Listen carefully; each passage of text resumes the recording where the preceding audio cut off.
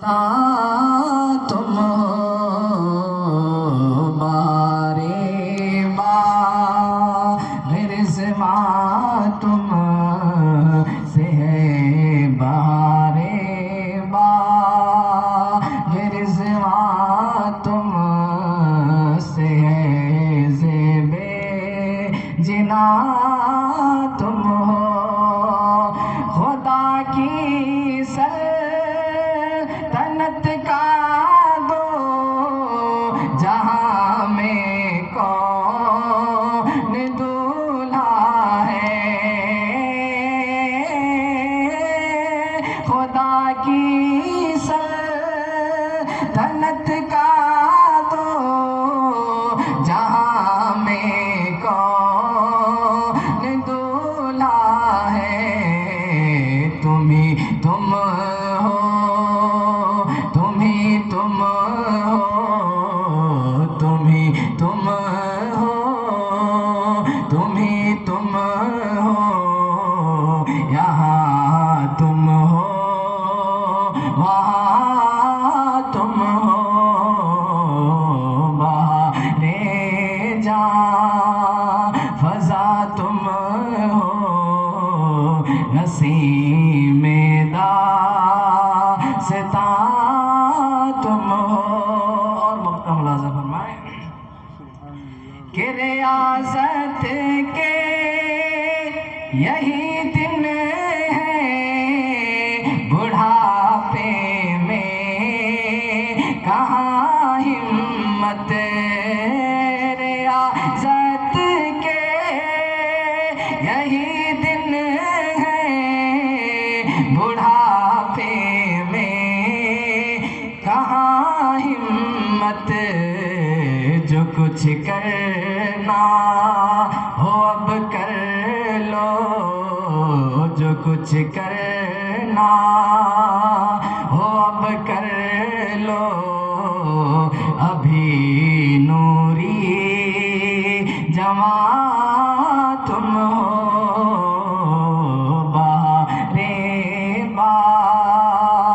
رضوان تم سے ہے زیب جنا تم ہو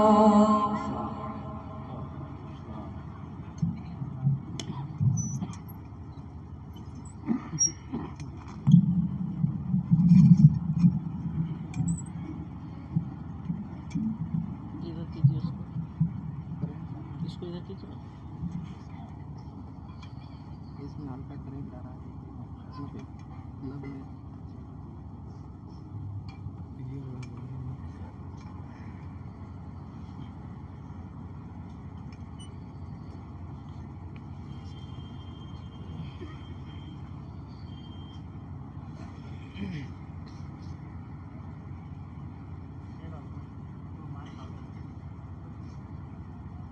السلام علیکم ورحمۃ اللہ وبرکاتہ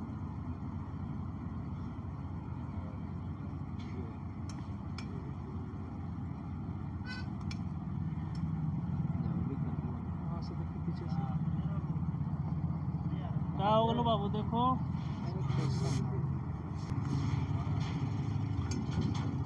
السلام علیکم ورحمۃ اللہ وبرکاتہ الحمد للہ رب العالمین والصلاة والسلام على سید الانبیاء والمرسلین وعلى آلہ وصحبہ اجمعین اما بعد فاعوذ باللہ من الشیطان الرجیم بسم اللہ الرحمن الرحیم فتمثل لها بشرا سویا آمنت باللہ صدق اللہ مولانا العظیم وصدق رسوله النبي الأمين الكريم انتہائی احترام و عقیدت کے ساتھ اپنے آقا کے دربار گوہر بار میں درود و سلام کی نظر پیش کیجیے۔ اللہم صلی علی سیدنا و مولانا محمد معدن الجود والکرم وعلی آلہ وصحبہ وبارک وسلم صلاۃ و سلاما علیک یا رسول اللہ۔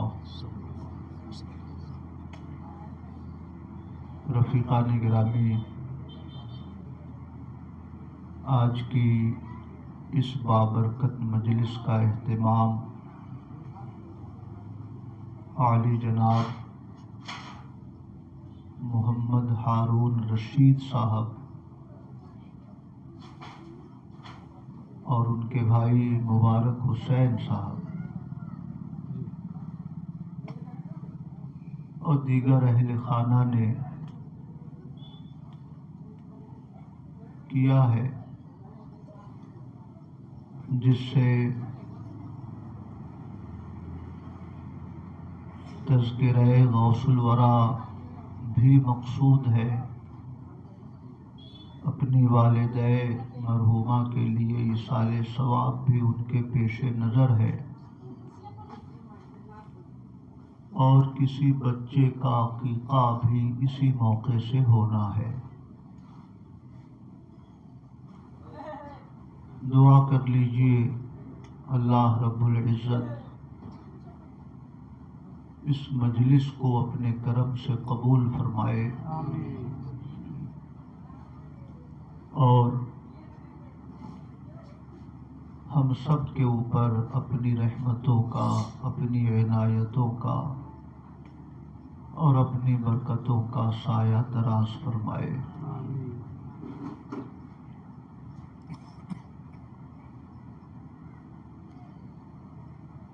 درود شریف پڑھیں۔ اللہم صلی علی سیدنا و مولانا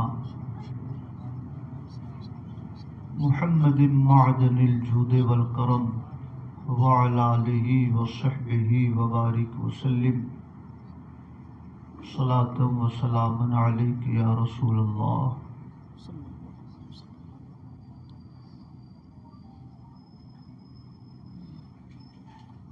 غوث اعظم رضی اللہ تعالی عنہ کی فضیلت کے تعارف کے لیے یہ شعر بڑا جامع شعر ہے۔ پوچھتے ہو شہ جیلاں کے فضائل آسی، پوچھتے ہو شہ جیلاں کے فضائل آسی، ہر فضیلت کے وہ جامع ہیں نبوت کے سوا۔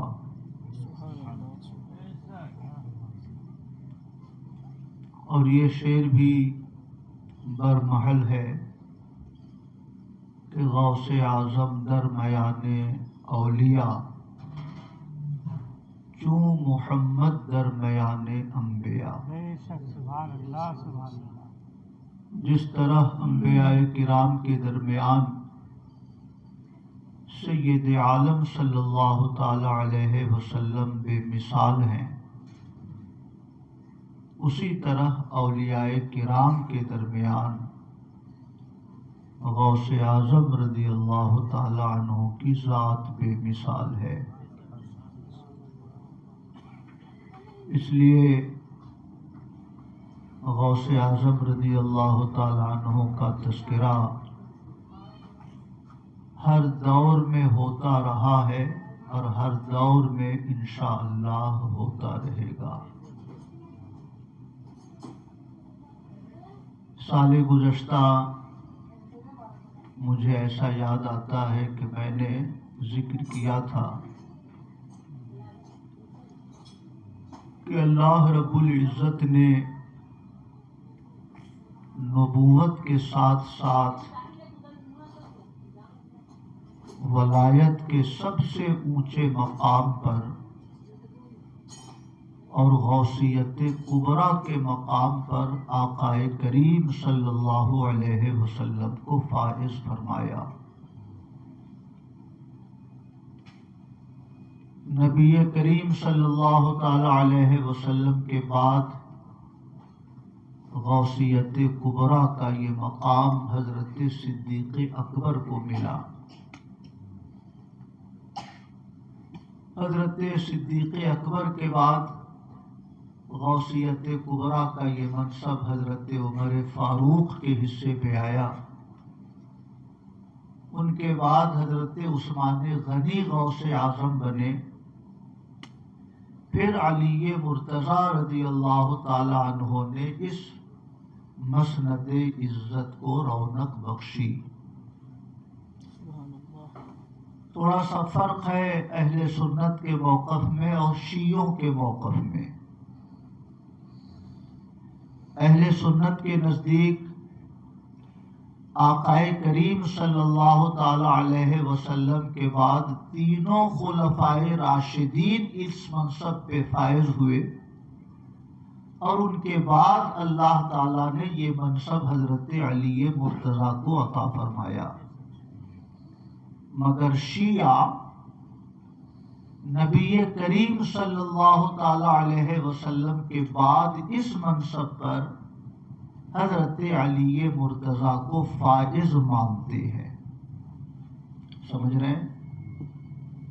یعنی اہل سنت کے ہاں تینوں خلفائے راشدین سے ہوتے ہوئے حضرت علی تک یہ منصب پہنچا، اور شیعوں کے ہاں حضور کے بعد ڈائریکٹ یہ منصب حضرت علی مرتضیٰ تک پہنچا۔ حضرت علی کے بعد اس منصب پر امام حسن فائز ہوئے، ان کے بعد امام حسین فائز ہوئے، ان کے بعد امام زین العابدین فائز ہوئے، امام زین العابدین کے بعد امام جعفر صادق فائز ہوئے، امام جعفر صادق کے بعد امام موسیٰ کاظم اس منصب پہ فائز ہوئے، امام موسیٰ کاظم کے بعد امام علی رضا، اور ان کے بعد امام محمد تقی، اور امام محمد تقی کے بعد اس منصب پر شیخ عبد القادر جیلانی فائز ہوئے۔ سمجھ رہے ہیں میرے بھائیو؟ امام محمد تقی رضی اللہ تعالی عنہ کا وصال 3 صدی ہجری میں ہوا، 270-75 کے آس پاس۔ اس وقت سے غوث اعظم رضی اللہ تعالی عنہ اس منصب پہ فائز رہے، یعنی اپنی ولادت سے پہلے بھی عالم ارواح میں وہ اس منصب پہ فائز رہے۔ پھر 471 میں پیدا ہوئے تو جسمانی طور سے اللہ رب العزت نے یہ شرف آپ کو بخشا، اور غوث اعظم کے وصال کو تقریباً 900 سال ہو گئے، 561 میں انتقال ہوا، اور آج 1447 چل رہا ہے۔ 561 سے لے کر آج تک شیخ عبد القادر جیلانی رضی اللہ تعالی عنہ ہی اس منصب پر ہیں، اور جب قیامت قریب آئے گی، امام مہدی تشریف لائیں گے، تب غوث اعظم کے بعد یہ منصب امام مہدی کو سپرد کیا جائے گا۔ سمجھ رہے میرے بھائیو؟ آپ نے یہ محسوس کر لیا ہوگا کہ غوث اعظم کو غوث اعظم کیوں کہا جاتا ہے۔ اپنی ولادت سے پہلے روحانی طور سے اس منصب پر تھے، اپنی ظاہری زندگی میں 90-92 سال اس منصب پر رہے، اور دنیا سے وصال فرمانے کے بعد تقریباً 900 سال سے وہی اس منصب پر ہیں، اور جب تک امام مہدی تشریف نہیں لائیں گے اس منصب پر غوث اعظم رضی اللہ تعالی عنہ ہی فائز رہیں گے۔ اس لیے غوث اعظم کو غوث اعظم کہا جاتا ہے، بڑا غوث کہا جاتا ہے، کیونکہ اتنا دراز زمانہ قطبیت یہ کسی ولی کے حصے میں نہیں آیا۔ یہ مقام اور یہ منصب اللہ رب العزت نے شیخ عبد القادر جیلانی رضی اللہ تعالی عنہ کو ہی عطا فرمایا ہے۔ کہیے سبحان اللہ۔ میرے بھائیوں، دو تین باتیں شیعوں سے اہل سنت کی الگ ہیں۔ شیعہ امامت کا نظریہ پیش کرتے ہیں، 12 امام، اور اہل سنت کے ہاں امامت کا مطلب ہے خلافت۔ بخاری شریف کی حدیث ہے کہ میرے بعد 12 خلیفہ ہوں گے اور سب کے سب قریش سے ہوں گے، تو اہل سنت 12 امام کا مطلب 12 خلیفہ مانتے ہیں، اور شیعہ 12 امام کا مطلب 12 امام کہتے ہیں، اور ان کی گمراہی کی سب سے بڑی وجہ یہ ہے کہ وہ امام کو نبیوں سے افضل قرار دیتے ہیں، کہ جو 12 امام ہیں وہ نبیوں سے بھی افضل ہیں۔ اور اہل سنت کے نزدیک جو غیر نبی کو نبی پر فضیلت دے وہ انسان ایمان سے خارج ہو جاتا ہے۔ ہمارے ہاں کوئی بھی غیر نبی نبی سے افضل نہیں ہو سکتے، اور ان کے ہاں ہر امام تمام نبیوں سے افضل ہیں۔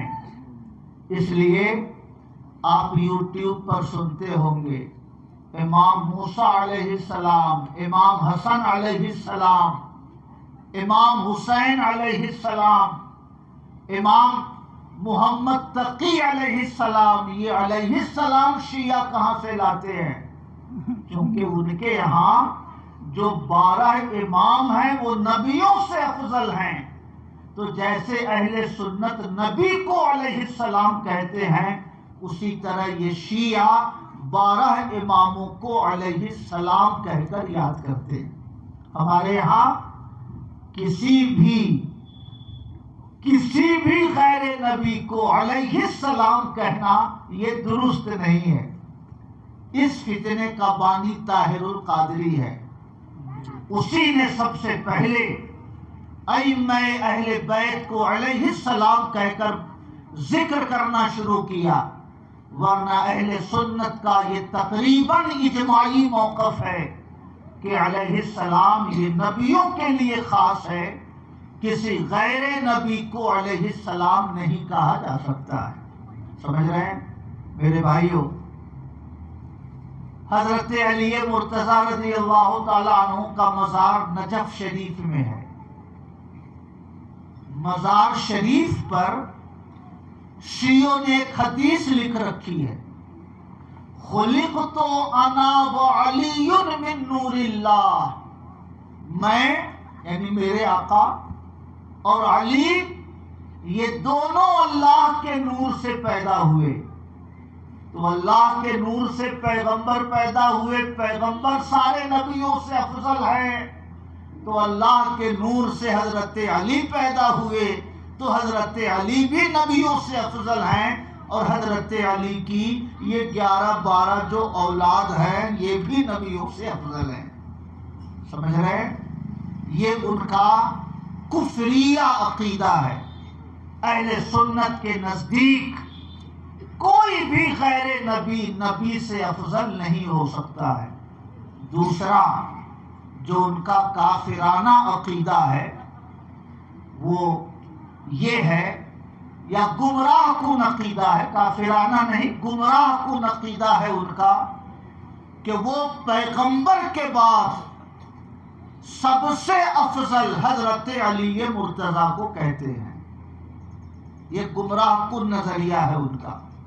پیغمبر کے بعد صحابہ میں سب سے افضل حضرت علی ہیں، اور اہل سنت کے نزدیک جو ترتیب خلافت ہے وہی ترتیب فضیلت ہے. بے شک بے شک. جو ترتیب خلافت ہے وہی ترتیب فضیلت ہے. پیغمبر کے بعد خلیفہ اول حضرت ابو بکر بنے، خلیفہ دوم حضرت عمر بنے، خلیفہ سوم حضرت عثمان بنے، خلیفہ چہارم حضرت علی بنے. تو جو خلافت کی ترتیب ہے اہل سنت کہتے ہیں کہ یہی فضیلت کی ترتیب ہے. پیغمبر کے بعد سب سے افضل حضرت ابو بکر ہیں، ان کے بعد سب سے افضل حضرت عمر ہیں، ان کے بعد سب سے افضل حضرت عثمان ہیں، اور ان کے بعد سب سے افضل حضرت علی مرتضیٰ ہیں. سمجھ رہے ہیں میرے بھائیو؟ خیر، اعلیٰ حضرت امام احمد رضا فرماتے ہیں کہ کوئی اگر حضرت علی کو دیگر صحابہ پر فضیلت دے تو وہ گمراہ ہے. جو حضرت علی کو حضرت ابو بکر پر حضرت عمر پر فضیلت دے وہ گمراہ ہے. اور کوئی اگر حضرت ابو بکر کی خلافت کا انکار کرے تو وہ کافر ہے. کوئی حضرت ابو بکر کی صحابیت کا انکار کرے تو وہ کافر ہے. میں آپ سے عرض کرنا چاہتا ہوں، میں نے یہ ضمناً ایک دو بات آپ تک پہنچا دی یہ سمجھانے کے لیے کہ آخر غوثیت کے مقام پر بہت سارے بزرگوں کو اللہ نے فائز کیا، مگر شیخ عبد القادر جیلانی کو ہی غوث اعظم کیوں کہا جاتا ہے؟ اس لیے کہا جاتا ہے کہ امام محمد تقی کے بعد حضرت شیخ عبد القادر جیلانی ولادت سے پہلے بھی اس منصب پہ فائز ہوئے. دنیا میں جب ظاہری طور سے جلوہ فرما رہے 91 سال کے قریب، تب بھی اس منصب پر غوث اعظم ہی فائز رہے. اور 561 ہجری سے لے کر امام مہدی کے آنے تک شیخ عبد القادر جیلانی ہی اس منصب پہ فائز رہیں گے. اس لیے ہم دیگر بزرگوں کو غوث اعظم نہیں کہتے، ہم دیگر بزرگوں میں یہ خصوصی شان چونکہ شیخ عبد القادر جیلانی کے لیے پاتے ہیں، اس لیے پوری دنیا شیخ عبد القادر جیلانی کو غوث اعظم کہا کرتی ہے. کہیے سبحان اللہ. اب آپ کو لگ رہا ہوگا کہ یہ غوث کا کام کیا ہے، یہ غوثیت کا منصب کیوں رکھا گیا ہے؟ تو اس سلسلے میں آقا کریم صلی اللہ علیہ وسلم کا ارشاد ہے، میری امت میں 7 ابدال ہوں گے یا 7 نقبہ ہوں گے. کئی حدیثوں میں کئی الفاظ ہیں، بہم تم ترون و بہم ترزقون، انہی کی برکت سے تمہارے اوپر بارش برسا کرتی ہے اور انہی کی برکت سے تم کو رزق دیا جاتا ہے. کہیے سبحان اللہ. میرے بھائیو، حدیث میں تو بارش کا ذکر ہے اور رزق کا ذکر ہے، مگر محدثین کہتے ہیں کہ رزق سے مراد رزق ظاہری بھی ہے اور رزق باطنی بھی ہے. انہی کے صدقے میں تمہارے اوپر اللہ کی رحمت ظاہری کی بھی بارش ہوتی ہے اور رحمت باطنی کی بھی بارش ہوتی ہے. انہی کے صدقے میں تمہیں رزق ظاہری بھی دیا جاتا ہے اور انہی کے صدقے میں تمہیں رزق باطنی بھی دیا جاتا ہے. یہ رزق باطنی کیا ہے؟ کس خطے میں کس بندے مومن کو ولی بنایا جائے گا، کس بندے مومن کو ابدال کے منصب پہ فائز کیا جائے گا، کس بندے مومن کو اوتاد کا منصب سپرد کیا جائے گا. ولایت کی ان ساری نعمتوں کی تقسیم غوث اعظم کے ہاتھوں سے ہوتی ہے. اس لیے میرے بھائیوں، چشتی ہو مگر وہ بھی غوث اعظم کی تعریف و توصیف کرے گا، سہروردی ہو وہ بھی غوث اعظم کی مدح و ثنا کرے گا، نقش بندی ہو وہ بھی غوث اعظم کی مدح و ثنا کرے گا، کیونکہ دنیا میں جسے بھی ولایت کا کوئی مقام عطا الہی سے ملتا ہے وہ غوث اعظم رضی اللہ تعالی عنہ کے دست کرم سے ملا کرتا ہے۔ کہیے سبحان اللہ۔ وہاں بھی اس پوری حدیث کا انکار کرتے ہیں کہ یہ قطبیت، یہ غوثیت، یہ ابدال، یہ اوتاد، یہ سب فضول کی باتیں ہیں، ان سب چیزوں کا کوئی تصور ان کے ہاں نہیں ہے۔ مگر اس موضوع پر علامہ جلال الدین سیوطی کا بھی رسالہ ہے، القول الدال علی وجود الاقطاب والابدال، سمجھ رہے ہیں؟ یعنی ایسی حدیثیں انہوں نے پیش کی ہیں جس سے اقطاب کا بھی ثبوت ہوتا ہے اور ابدال کا بھی ثبوت ہوتا ہے۔ علامہ جلال الدین سیوطی یہ 10ویں صدی ہجری کے ہیں، 911 ہجری میں ان کا انتقال ہوا۔ بڑے بلند پایا محدثین اور مجددین میں شمار ہوتا ہے۔ اس لیے میرے بھائیوں، ہم الحمدللہ اس جماعت سے تعلق رکھتے ہیں جن کے ہاں اقطاب کا بھی وجود ہے، ابدال کا بھی وجود ہے، نقبہ کا بھی وجود ہے۔ جیسے دنیاوی طور سے حکومت میں الگ الگ منصب ہوتے ہیں، کوئی وزیر اعظم ہوتا ہے، کوئی صوبے کا مکھ منتری ہوتا ہے، کوئی ضلع کا سب سے بڑا ادھیکاری ہوتا ہے۔ دنیا کی حکومتیں جیسے ظاہری حاکموں کے ذریعے چلتی ہیں، اسی طرح روحانی دنیا کا نظام اللہ کے محبوب بندوں کے ذریعے چلتا ہے۔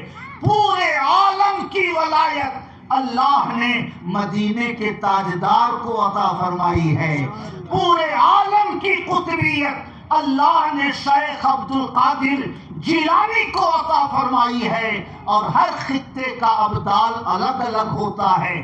مشرق کے وہ ابدال ہیں، مغرب کے وہ ابدال ہیں، شمال کے وہ ابدال ہیں، جنوب کے وہ قطب ہیں۔ جیسے دنیاوی حکومت کا نظام دنیاوی حکمرانوں سے چلتا ہے، ویسے ہی روحانی دنیا کا نظام اللہ کے محبوب بندوں کے ذریعے چلا کرتا ہے۔ کہیے سبحان اللہ۔ علامہ جلال الدین سیوطی نے بھی رسالہ لکھا، علامہ شامی رحمت اللہ علیہ نے بھی اس موضوع پہ رسالہ لکھا، علامہ ابن حجر مکی نے بھی اس موضوع پہ دلیل ارشاد فرمائی ہیں کہ ابدال، اقطاب، اوتاد اور نقبہ کے وجود کی جو دلیلیں ہیں یہ موضوع اور من گھڑت نہیں ہیں، بلکہ پیغمبر کے ارشادات سے ان نظریات کا ثبوت ملتا ہے، اور اللہ نے ہر خطے میں اوتاد، ابدال پیدا فرمائے ہیں، اور پورے عالم کی ولایت کبریٰ اللہ نے غوث اعظم رضی اللہ تعالیٰ عنہ کو عطا فرمائی۔ سبحان اللہ۔ آپ نے پڑھا ہے واقعات میں، حضرت خضر آئے غوث اعظم کے پاس، ارشاد فرمایا فلاں علاقے کے ابدال کا انتقال ہو گیا ہے، آپ فوراً کسی کو مقرر کریں۔ سنا ہے نا آپ نے واقعہ، فوراً کسی کو مقرر کریں۔ غوث اعظم رضی اللہ تعالیٰ عنہ نے فرمایا کہ صبح کو دیکھوں گا۔ حضرت خضر نے فرمایا رات میں اگر وہ خطہ غرق ہو گیا تو غوث اعظم نے فرمایا فلاں کمرے میں ایک آدمی ہے، انہیں لے جائیے۔ سبحان اللہ، وہ چوری کے ارادے سے آیا ہوا تھا۔ حضرت خضر نے فرمایا چلو، تمہیں شیخ عبد القادر جیلانی نے فلاں خطے کا ابدال بنایا ہے۔ اب وہ انسان شرمندہ کہ میں چوری کرنے آیا اور یہ ابدال مجھے کیا بنایا گیا، مگر سبحان اللہ بزرگوں کی نگاہوں سے انسان کی تقدیر بدلتی ہے۔ چوری کرنے گیا تھا مگر غوث اعظم کی نگاہ ولایت نے اسے ابدال کے منصب پہ پہنچا دیا ہے۔ یہ واقعہ اس بات کا ثبوت ہے کہ ہر علاقے کے ذمہ دار ہوتے ہیں، روحانی طور سے وہاں کی حکومت ان کے سپرد ہوتی ہے، اور اگر کسی کی موت ہو جائے تو جو نقبہ ہوتے ہیں ان میں سے کسی کو ابدال مقرر کیا جاتا ہے۔ ابدال میں سے کسی کی موت ہو جائے تو نقبہ سے آگے بڑھتے ہیں، اور اگر نقبہ میں سے کسی کی موت ہو جائے تو عام اولیاء میں سے کسی کو اس علاقے کا نقیب بنایا جاتا ہے۔ بے شک کہیے سبحان اللہ، اور محبت سے کہیے سبحان اللہ۔ مگر وہابیت جیسے بھاجپا والوں نے ہندوستان کی سیاست میں فرقہ پرستی کھول دی، اب اگر یہ حکومت 50 سال نہ بھی رہے تب بھی یہ دو قوموں کا جو تناؤ ہے وہ ختم ہونے والا نہیں ہے۔ اسی طرح وہابیوں نے اہل سنت کے متفقہ عقیدوں کو ایسا گھما پھرا دیا کہ آج اہل سنت کا نوجوان مشکوک ہے کہ ہم جو عقیدہ رکھتے ہیں وہ عقیدہ درست ہے یا ہم کسی گمراہ کن راستے پہ چل رہے ہیں۔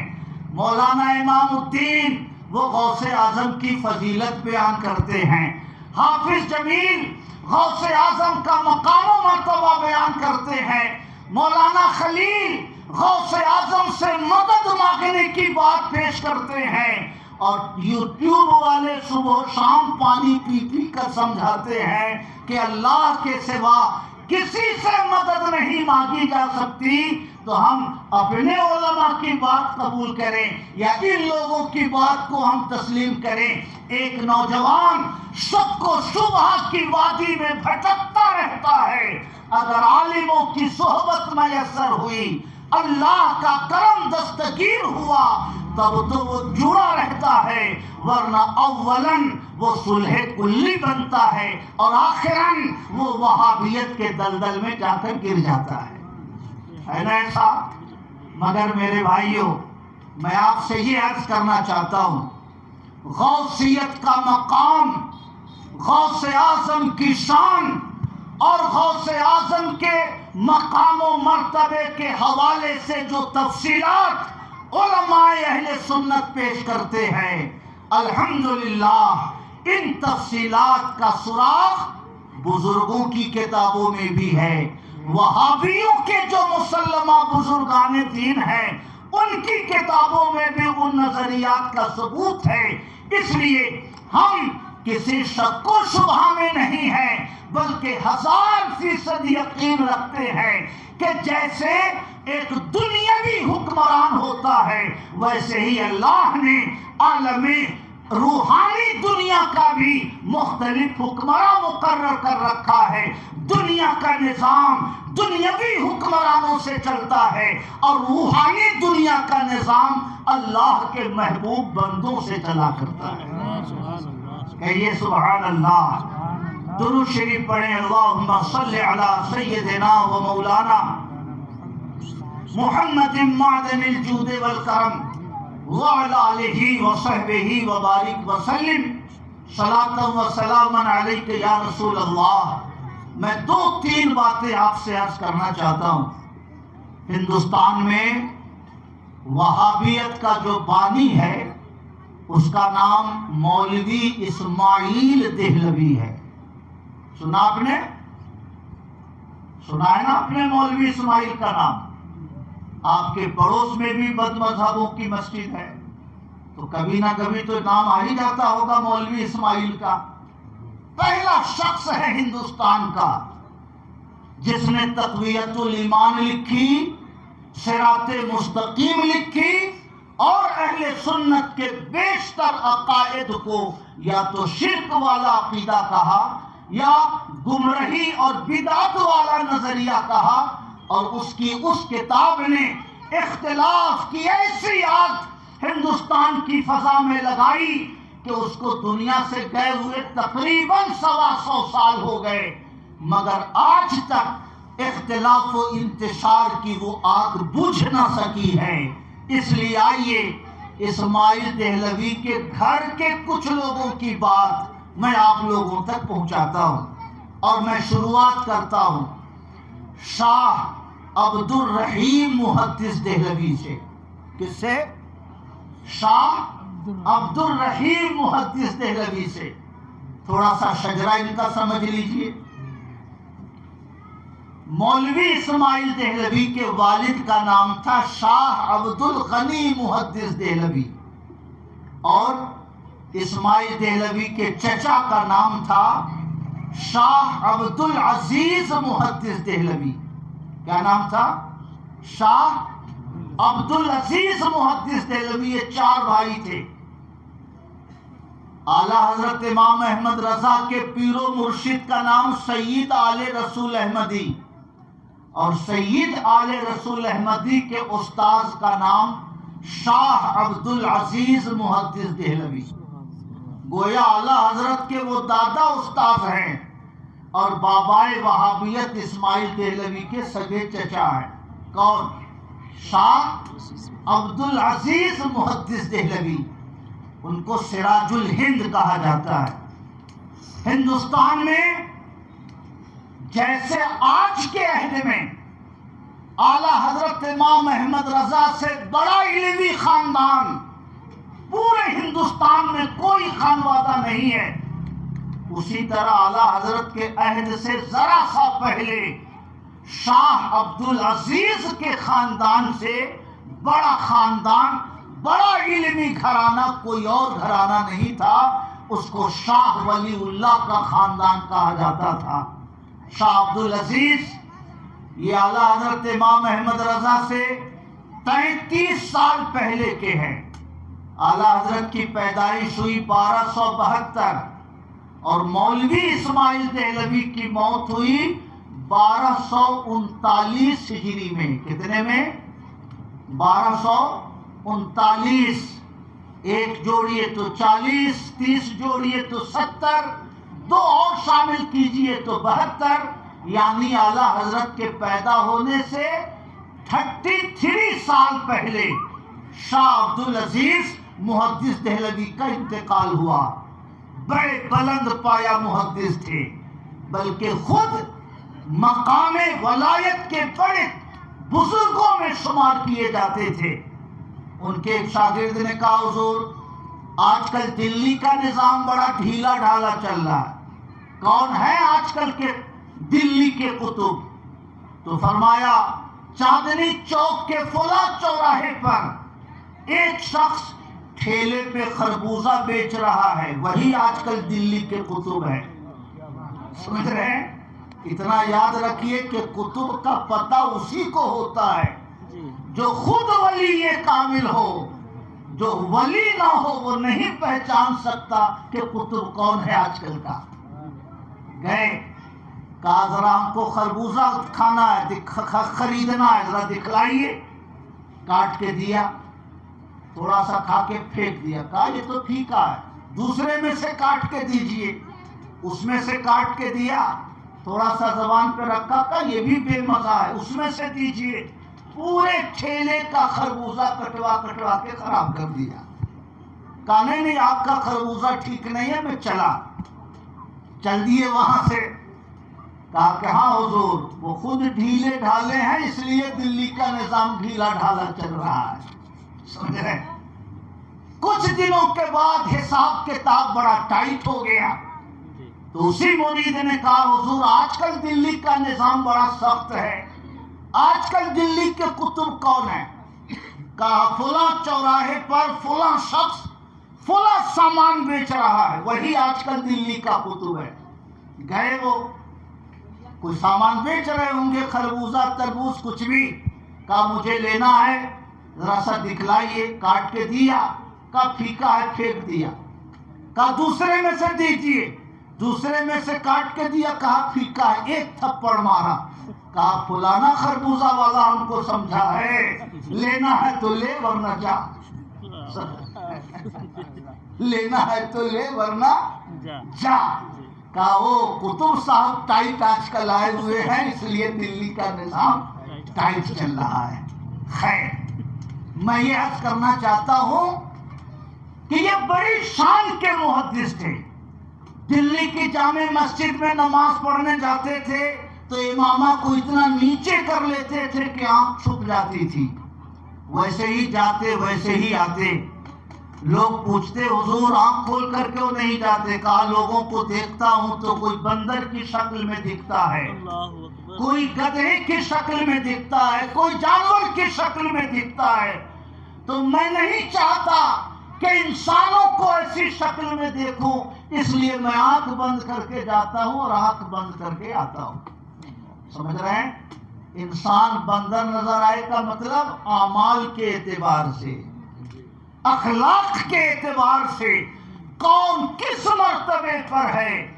شاہ عبدالعزیز محدث دہلوی اپنے ماتھے کی نگاہوں سے دیکھ لیتے تھے, اس لیے وہ جامع مسجد میں نماز پڑھنے جاتے تو وہ آنکھوں کو چھپا کر کے جاتے تھے. خیر, میں آپ کو ایک بات عرض کر دوں کہ پورے ہندوستان کے مدارس میں, خانقاہوں میں علم حدیث کی جو بھی شاخ ملے گی اس کا سلسلہ شاہ عبدالعزیز سے ہی جا کر جڑتا ہے. وہ ایسا شجر سایہ دار تھا کہ اس کی شاخیں ہندوستان کے ہر خطے میں موجود تھی. سبحان اللہ. اور شاہ عبدالعزیز کے والد کا نام شاہ ولی اللہ محدث دہلوی تھا. کیا نام تھا؟ شاہ ولی اللہ محدث دہلوی. وہاب دیوبندی ان کو مجدد کہتے ہیں, 12ویں صدی کا مجدد کہتے ہیں.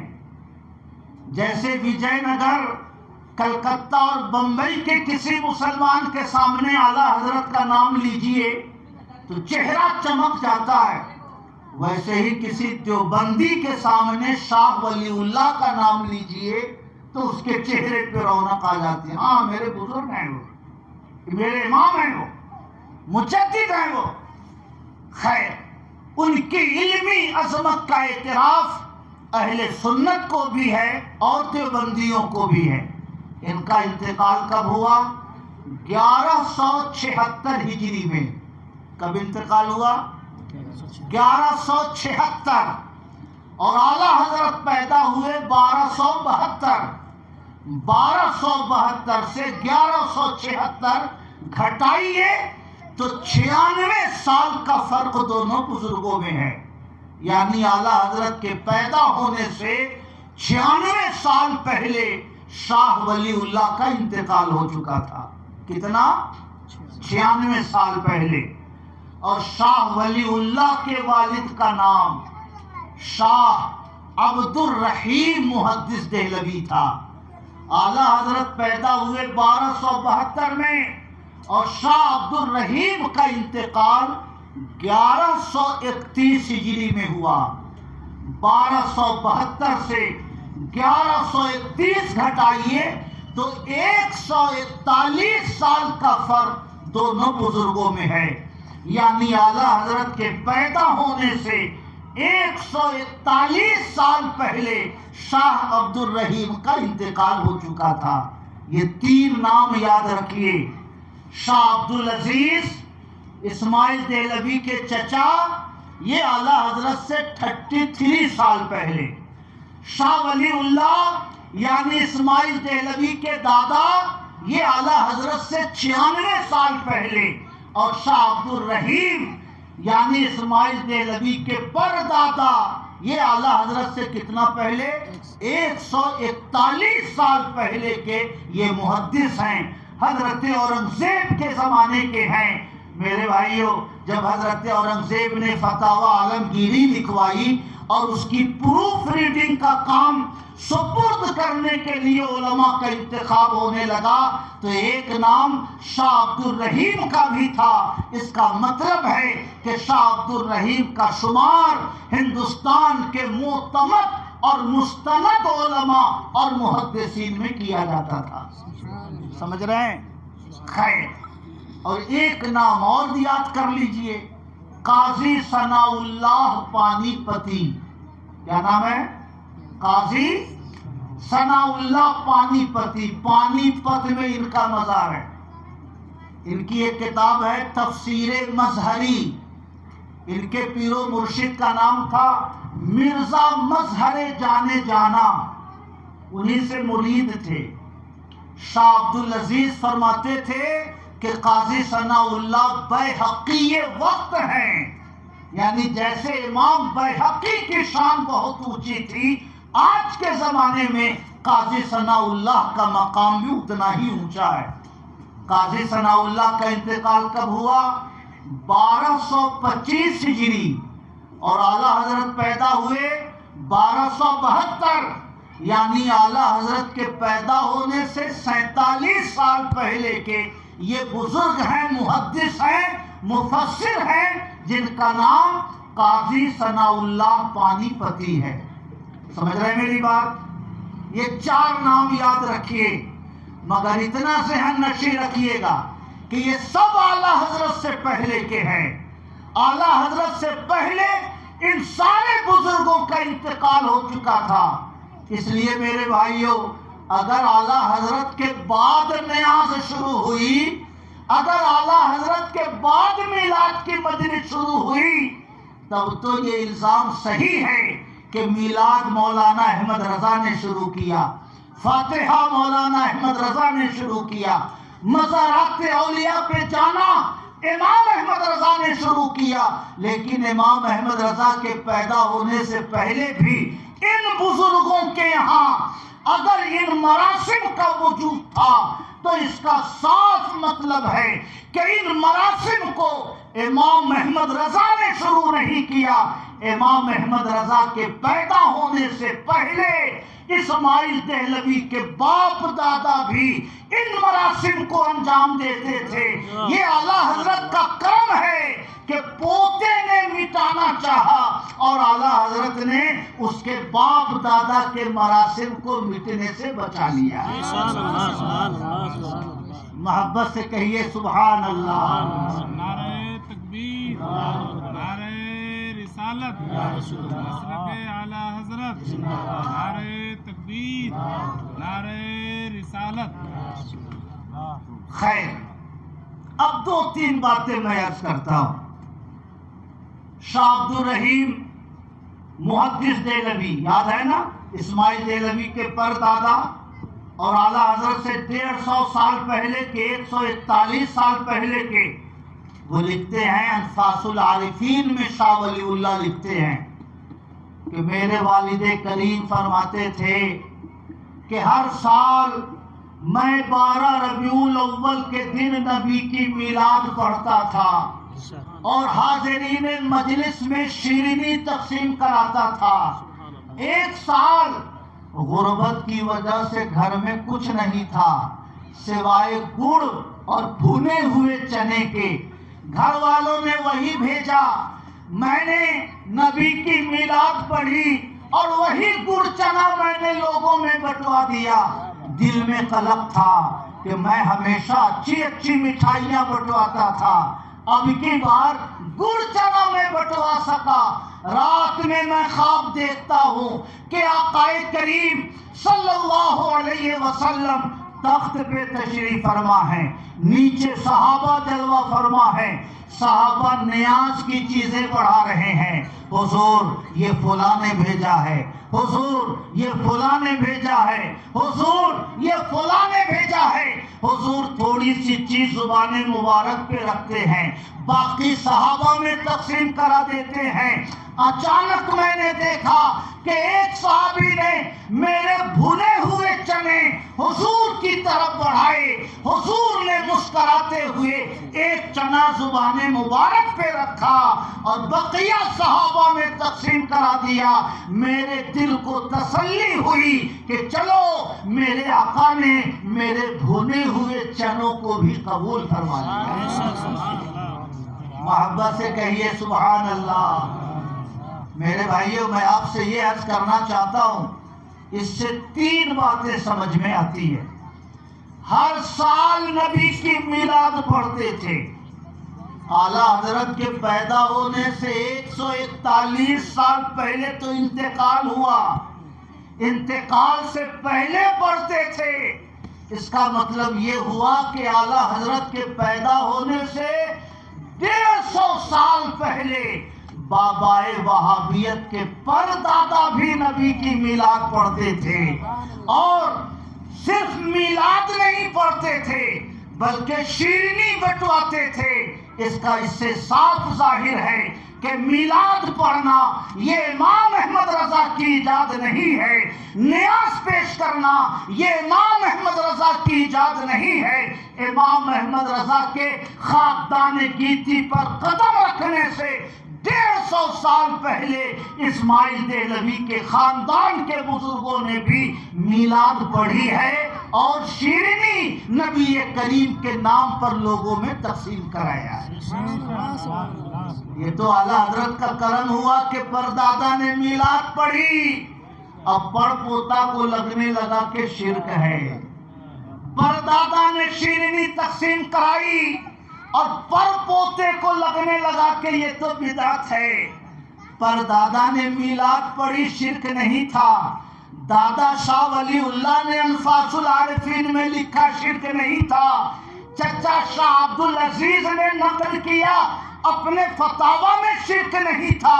اب پڑ پوتے کا زمانہ آتے آتے میلاد ناجائز ہو گئی، فاتحہ پڑھنا بدعت ہو گیا، نیاز پیش کرنا شرک ہو گیا۔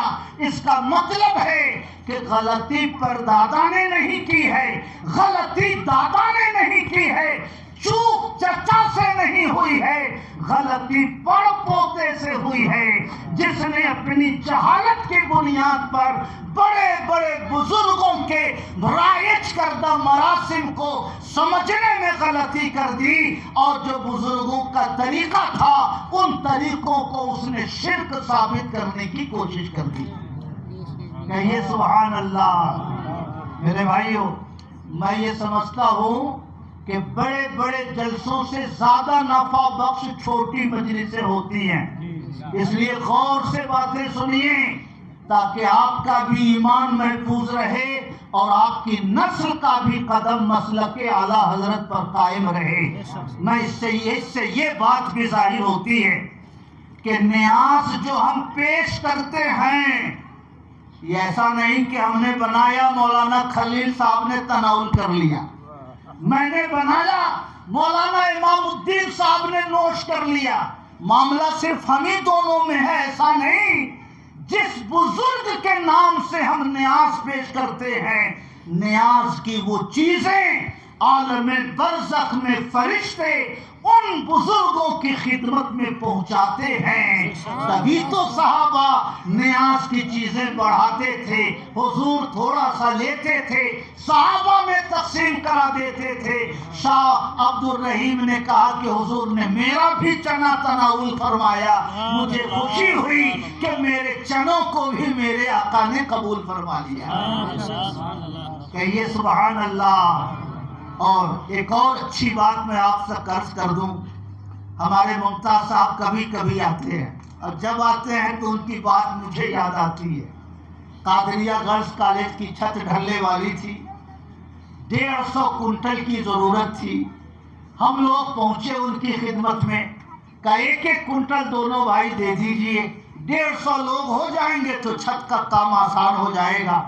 آج الحمدللہ 350 بچیاں قادریہ گرلز کالج کے ہاسٹل میں رہ کے پڑھ رہی ہیں، اور علم دین کی روشنی سے وہ اپنی باطن اور اپنی فکر کو منور کر رہی ہیں۔ انہوں نے کہا میرا بھی کاٹیے، تو ہم لوگ تذبذب میں تھے کہ 1100 کے 2100 کے 3100، تو بڑا دلچسپ جملہ کہا، اللہ نے میرا نام ممتاز رکھا ہے تو میرا کام بھی ممتاز رہنا چاہیے، 1 کنٹل نہیں 11,000 آپ لکھیے۔ کہیے سبحان اللہ۔ تو جب میں ان کو دیکھتا ہوں وہ بات مجھے یاد آتی ہے کہ اللہ نے میرا نام ممتاز رکھا ہے تو میرا کام بھی ممتاز رہنا چاہیے۔ کہیے سبحان اللہ۔ خیر، اعلیٰ حضرت فرماتے ہیں کہ میں مکہ شریف سے چلا مدینہ شریف کے لیے، بدوؤں کے اونٹ پہ میں سوار تھا۔ ایک جگہ مجھے کچھ حاجت درپیش ہوئی تو میں نے اونٹ چلانے والے بدو سے کہا ذرا سا اونٹ روکیے یا شیخ، اے شیخ ذرا اونٹ روکیے۔ تو اس نے اونٹ روک دیا، اور اس کے بعد اس نے کہا، کیا کہا اپنے شیخ، مجھے شیخ کہا، الشیخ شیخ عبد القادر جیلانی، مجھے شیخ نہ کہیے، شیخ تو شیخ عبد القادر جیلانی ہے۔ اعلیٰ حضرت فرماتے ہیں کہ آج تک میرے دل سے اس کے جملے کی لذت نہیں جاتی ہے، مجھے شیخ نہ کہیے، الشیخ شیخ عبد القادر جیلانی، شیخ تو شیخ عبد القادر جیلانی ہے۔ تو کبھی کبھی بعض جملے آدمی کی فکر میں یوں پیوست ہو جاتے ہیں کہ وہ کبھی نہیں نکلتے۔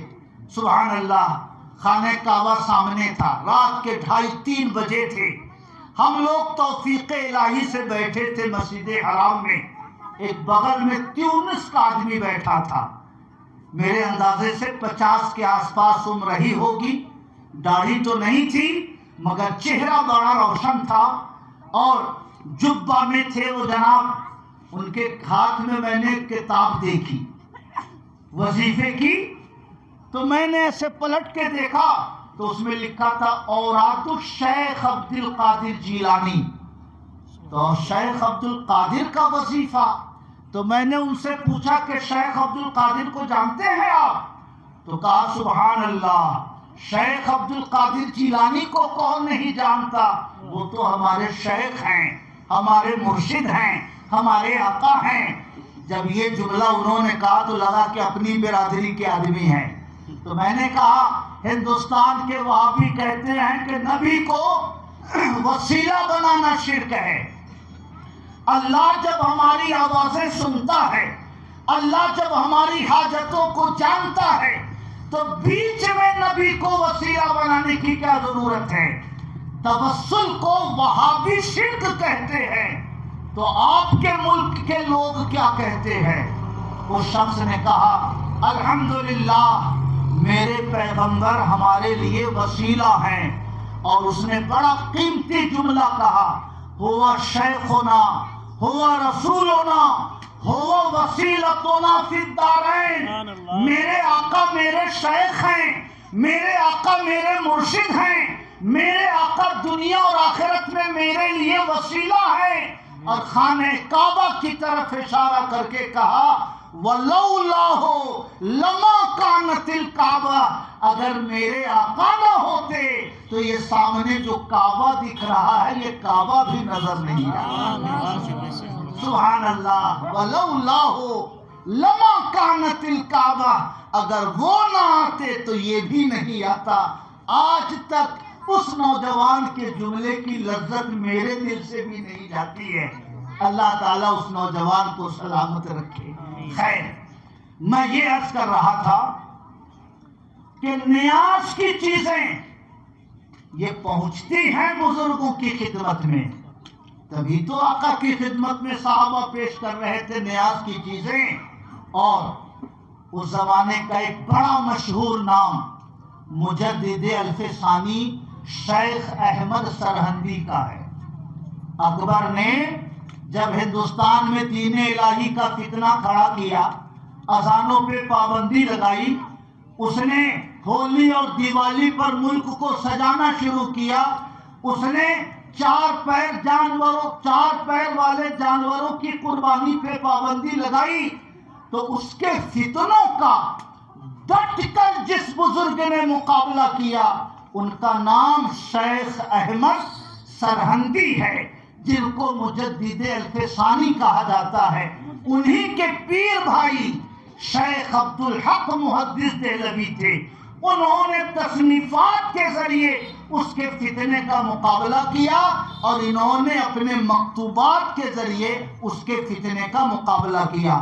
مجدد الف ثانی کا انتقال 1034 ہجری میں ہوا، اور شیخ عبد الحق کا انتقال 1052 ہجری میں ہوا۔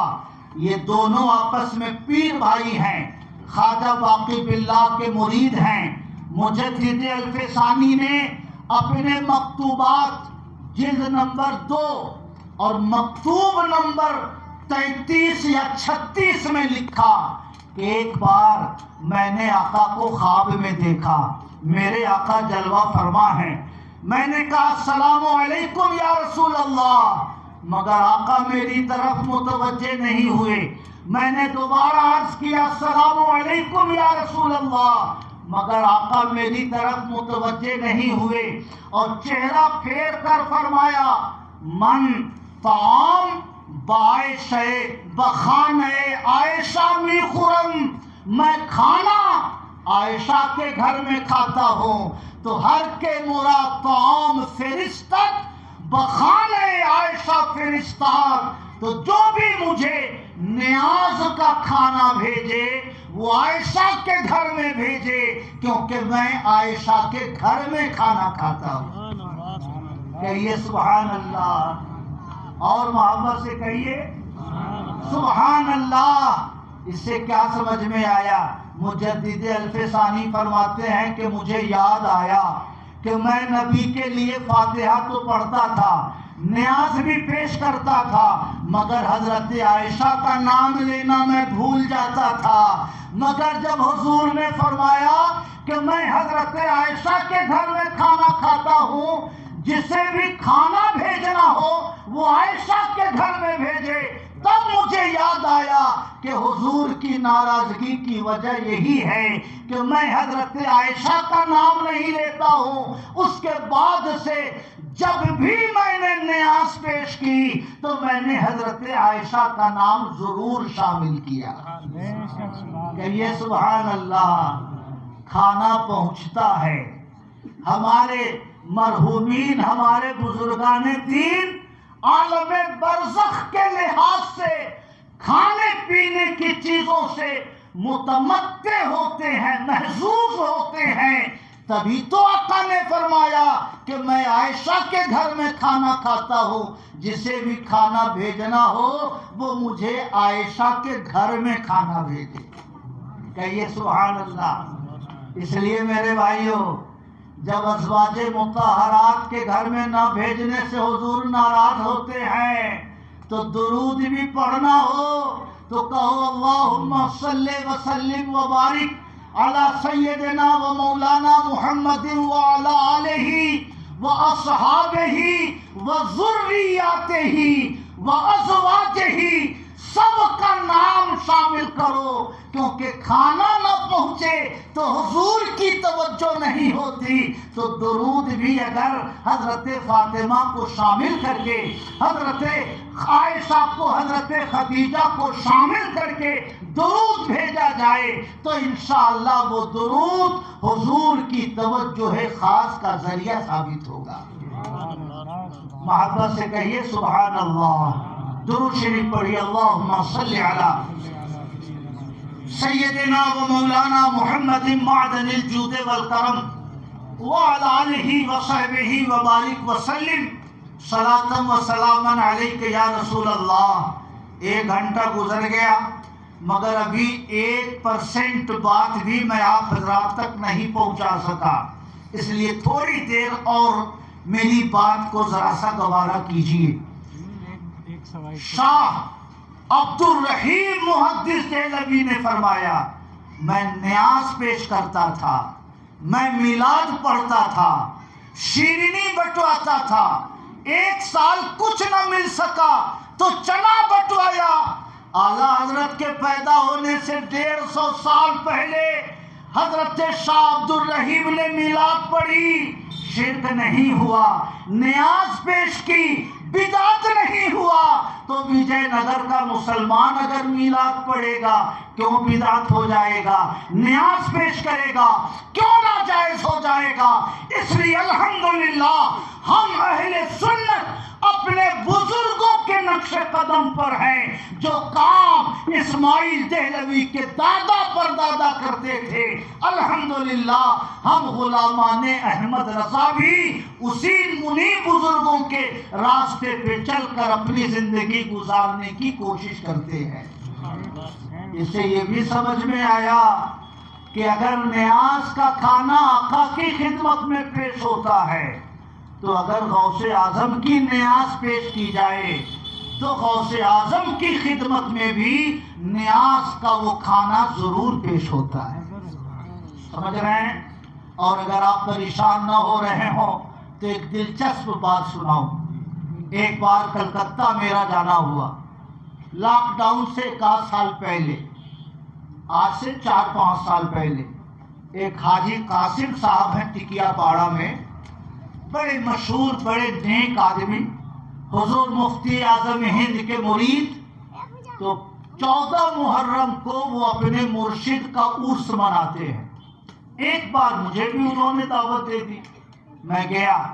تقریر ختم ہوئی 12-1 بجے کے آس پاس. جب فاتحے کا وقت آیا تو اسٹیج شیرینی سے بھر گیا.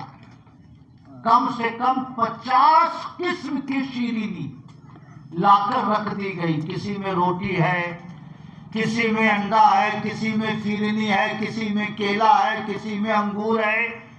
کم سے کم 50 قسم کی چیزیں لا کر رکھ دی گئی. ایک پلیٹ میں روٹی، وہ جو ہتھیلی والی روٹی ہے، کیا دوستی والی روٹی بولتے ہیں، وہ دوستی والی روٹی اور لال مرچ کی چٹنی وہ بھی ایک پلیٹ میں رکھی تھی. فاتحہ پڑھی گئی. فاتحہ پڑھنے کے بعد وہ پلیٹ مجمع کی طرف بڑھائی گئی. ایک ایک پلیٹ لوگ لیتے، چند لوگ مل کے کھاتے، لا کر پلیٹ اسٹیج پہ رکھ دیتے. جب مجلس ختم ہوئی تو میں گیا ان کے گھر کھانا کھانے، وہی مجھے آرام کرنا تھا. تو کھانا کھانے کے درمیان میں نے حاجی صاحب سے کہا، حاجی صاحب فرنی تو سمجھ میں آئی، زردہ بھی سمجھ میں آیا، پلاؤ بھی سمجھ میں آیا، انگور سیب بھی سمجھ میں آیا، مگر وہ لال مرچ کی چٹنی میری سمجھ میں نہیں آئی. یہ کاہے کو رکھا آپ نے نیاز میں؟ تو حاجی قاسم صاحب نے کہا کہ جب میرے پیر و مرشد حضور مفتی اعظم ہند کلکتہ آتے تھے تو 50 لوگوں کا قافلہ ساتھ ساتھ چلتا تھا، مریدوں کا ہجوم پیچھے پیچھے چلتا تھا. اگر کوئی خوشحال مرید ہو تو وہ تو 25-50 لوگوں کے ناشتے کا انتظام کر لیتا تھا. کوئی غریب مرید اگر آ کے کہتا حضور میرے گھر تشریف لائیے گا، حضور مفتی اعظم ہند ارشاد فرماتے میں روٹی اور لال مرچ کی چٹنی بہت شوق سے کھاتا ہوں، بنوا کے رکھیے گا، میں آؤں گا انشاءاللہ آپ کے گھر. مرید خوش ہو جاتا. چلو میرے مرشد نے فرمائش کر کے بنوایا ہے، آدھا کلو مرچ کی چٹنی اور 1-2 کلو آٹے کی روٹی بنانے میں کتنا خرچہ لگے. حضور مفتی اعظم ہند تشریف لے جاتے، ایک روٹی اور تھوڑی سی لال مرچ کی چٹنی، ایک روٹی تھوڑی سی چٹنی لوگوں میں تقسیم کر دی جاتی. لوگ کھانا کھاتے، حضور مفتی اعظم ہند دعا فرماتے، پھر وہاں سے حضور تشریف لے آتے. تو حاجی قاسم صاحب نے کہا کہ جب کوئی غریب مرید دعوت دیتا تھا تو کہیں اس غریب مرید پہ بوجھ نہ پڑے، اس لیے ہمارے آقا لال مرچ کی چٹنی بنواتے تھے. میں بھی سوچتا ہوں کہ میں بھی حضور کی خدمت میں لال مرچ کی چٹنی پیش کروں تاکہ اگر عالم برزخ میں یہ چٹنی فرشتے میرے پیر کی خدمت میں پہنچائیں تو ہو سکتا ہے کہ میرے آقا کے لبوں پہ تبسم آ جائے، وہ مسکرا پڑیں اور وہ دعائیں دے دیں گے تو میری دنیا بھی سنور جائے گی اور میری آخرت کا راستہ بھی آسان ہو جائے گا. اس لیے میں سیب بھی رکھتا ہوں، فرنی بھی رکھتا ہوں، شیرینی بھی رکھتا ہوں، زردہ بھی رکھتا ہوں، مگر میں روٹی اور لال مرچ کی چٹنی بھی رکھتا ہوں کیونکہ ہمارے حضور غریب مریدوں کے ہاں بڑے شوق سے فرمائش کر کے یہ بنواتے تھے.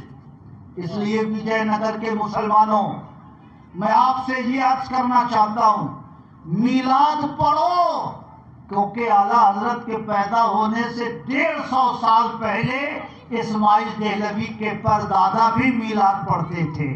نیاز پیش کرو کیونکہ اسماعیل دہلوی کے پردادا بھی نیاز پیش کرتے تھے، اور یقین رکھو کہ جیسے ان کا بھنا ہوا چنا آقا کی خدمت میں پیش ہوا، انشاءاللہ ہمارا کھانا بھی پیش ہوگا، ہمارا پانی بھی پیش ہوگا، اور ہمارے آقا کی خوشنودی ہمیں ملے گی، ان کی توجہ ہماری طرف طرف ہوگی تو انشاءاللہ دنیا کا کام بھی آسان ہوگا اور آخرت کا کام بھی آسان ہوگا۔ ہاں، قرض لے کے نیاز نہ پیش کرنا، ادھار لے کے نیاز نہ پیش کرنا۔ 10 روپے کی سکت ہو 10 روپے کی نیاز پیش کرو، 50 روپے کی سکت ہو 50 روپے کی نیاز پیش کرو، مگر یہ لحاظ رکھو کہ جن کے لیے نیاز پیش کر رہے ہو ان کی پسند کی چیزیں پیش کرو، کیونکہ فرشتے عالم برزخ میں وہ چیزیں ان کی خدمت میں پیش کیا کرتے ہیں۔ درود شریف پڑھی، اللہم صلی علی سیدنا و مولانا محمد معدن الجود والکرم وعلى آلہ وصحبہ وبارک وسلم صلاۃ و سلام علیک یا رسول اللہ۔ خیر، بات چلی تھی غوث اعظم کی غوثیت کبریٰ پر کہ وہ ولایت تقسیم کرتے ہیں، لوگوں کو منصب ولایت عطا فرماتے ہیں۔ 1000 سال سے وہی غوث ہیں، اور جب تک امام مہدی نہ تشریف لے آئیں اس وقت تک وہی غوثیت کبریٰ کے مقام پر فائز رہیں گے۔ اس لیے میرے بھائیوں، ہر بزرگ نے ان کی مدحت میں اپنی زبانیں کھولی ہیں، اور سب سے پیارا انداز اعلیٰ حضرت کا ہے۔ واہ کیا مرتبہ اے غوث ہے بالا تیرا، اونچے اونچوں کے سروں سے قدم اعلیٰ تیرا، سر بھلا کیا کوئی جانے کہ ہے کیسا تیرا، اولیاء ملتے ہیں آنکھیں وہ ہے تلوہ تیرا، سارے اقطاب جہاں کرتے ہیں کعبے کا طواف، کعبہ کرتا ہے طواف درے والا تیرا۔ سبحان اللہ۔ اور میرے بھائیوں، ہم یا شیخ المدد کہیں یا غوث اعظم المدد کہیں تو طارق جمیل کہتے ہیں شرک ہو گیا، مولوی توصیف الرحمان کہتے ہیں شرک ہو گیا، ذاکر نائک کی بولی ہوتی ہے ایمان ختم ہو گیا۔ اللہ کے بندے جب دنیا سے چلے گئے تو اب کیا تمہاری مدد کریں گے؟ وہ دنیا سے رخصت ہو گئے تو اب وہ تمہاری مدد کے لیے کیسے آئیں گے؟ مگر سنیے، آپ نے قاضی ثناء اللہ پانی پتی کا تذکرہ شروع میں سنا۔ اعلیٰ حضرت امام احمد رضا سے 47 سال پہلے کے محدث اور مفسر ہیں۔ ان کی کتاب ہے تذکرۃ الموتى والقبور۔ کیا نام ہے؟ تذکرۃ الموتى والقبور۔ اور ان کی مشہور زمانہ کتاب ہے تفسیر مظہری۔ اس تفسیر مظہری میں اور تذکرۃ الموتى والقبور میں قاضی ثناء اللہ پانی پتی لکھتے ہیں کہ اولیاء کرام کا جسم روحوں کا کام کرتا ہے، اور اولیاء کرام کی روح جسم کا کام کرتی ہے۔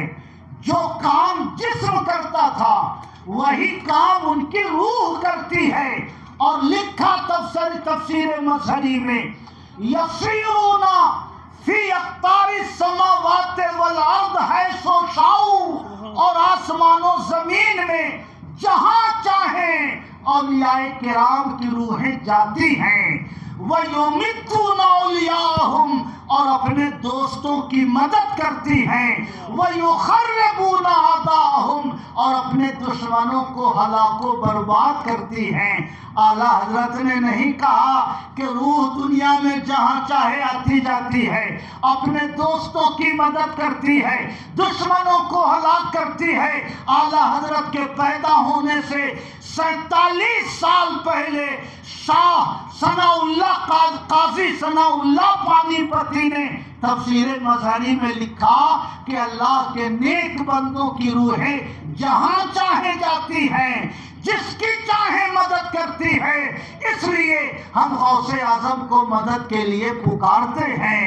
جب دنیا میں تھے تو اپنے وجود جسمانی کے ساتھ مدد کے لیے آتے تھے، دنیا سے رخصت ہو گئے تو اپنے وجود نورانی کے ساتھ وہ ہماری مدد کے لیے آتے ہیں۔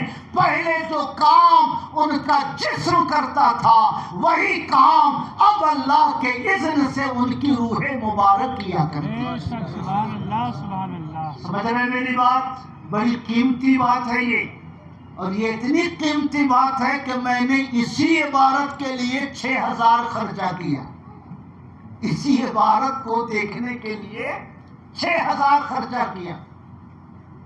دودھول کے قاری شکیل صاحب ہیں، ابھی اعلیٰ حضرت کے عرس میں گئے تھے بریلی شریف، تو مجھے خبر ملی کہ بس لے کے گئے ہیں، کتاب کا وزن ذرا بھاری ہوتا ہے، ڈھو کے لانا بڑا مشکل، تو میں نے ان کو فون کیا، میسج کیا کہ یہ تفسیر مظہری ہے، اردو کا ترجمہ 2500 روپے میں ملتا ہے، 5-7 جلدوں کا، کسی کتب خانے میں ملے تو اصل دام ہے 4700، مگر عرس کی وجہ سے 2500 میں مل رہی ہے، تو لیتے آئیے گا، QR کوڈ بھیجیے گا تو میں پیسہ بھیج دوں گا۔ جب کتب خانے والے کے پاس جا کے انہوں نے فوٹو دکھایا تو کتب خانے والے نے کہا کہ اردو والی چاہیے کہ عربی والی؟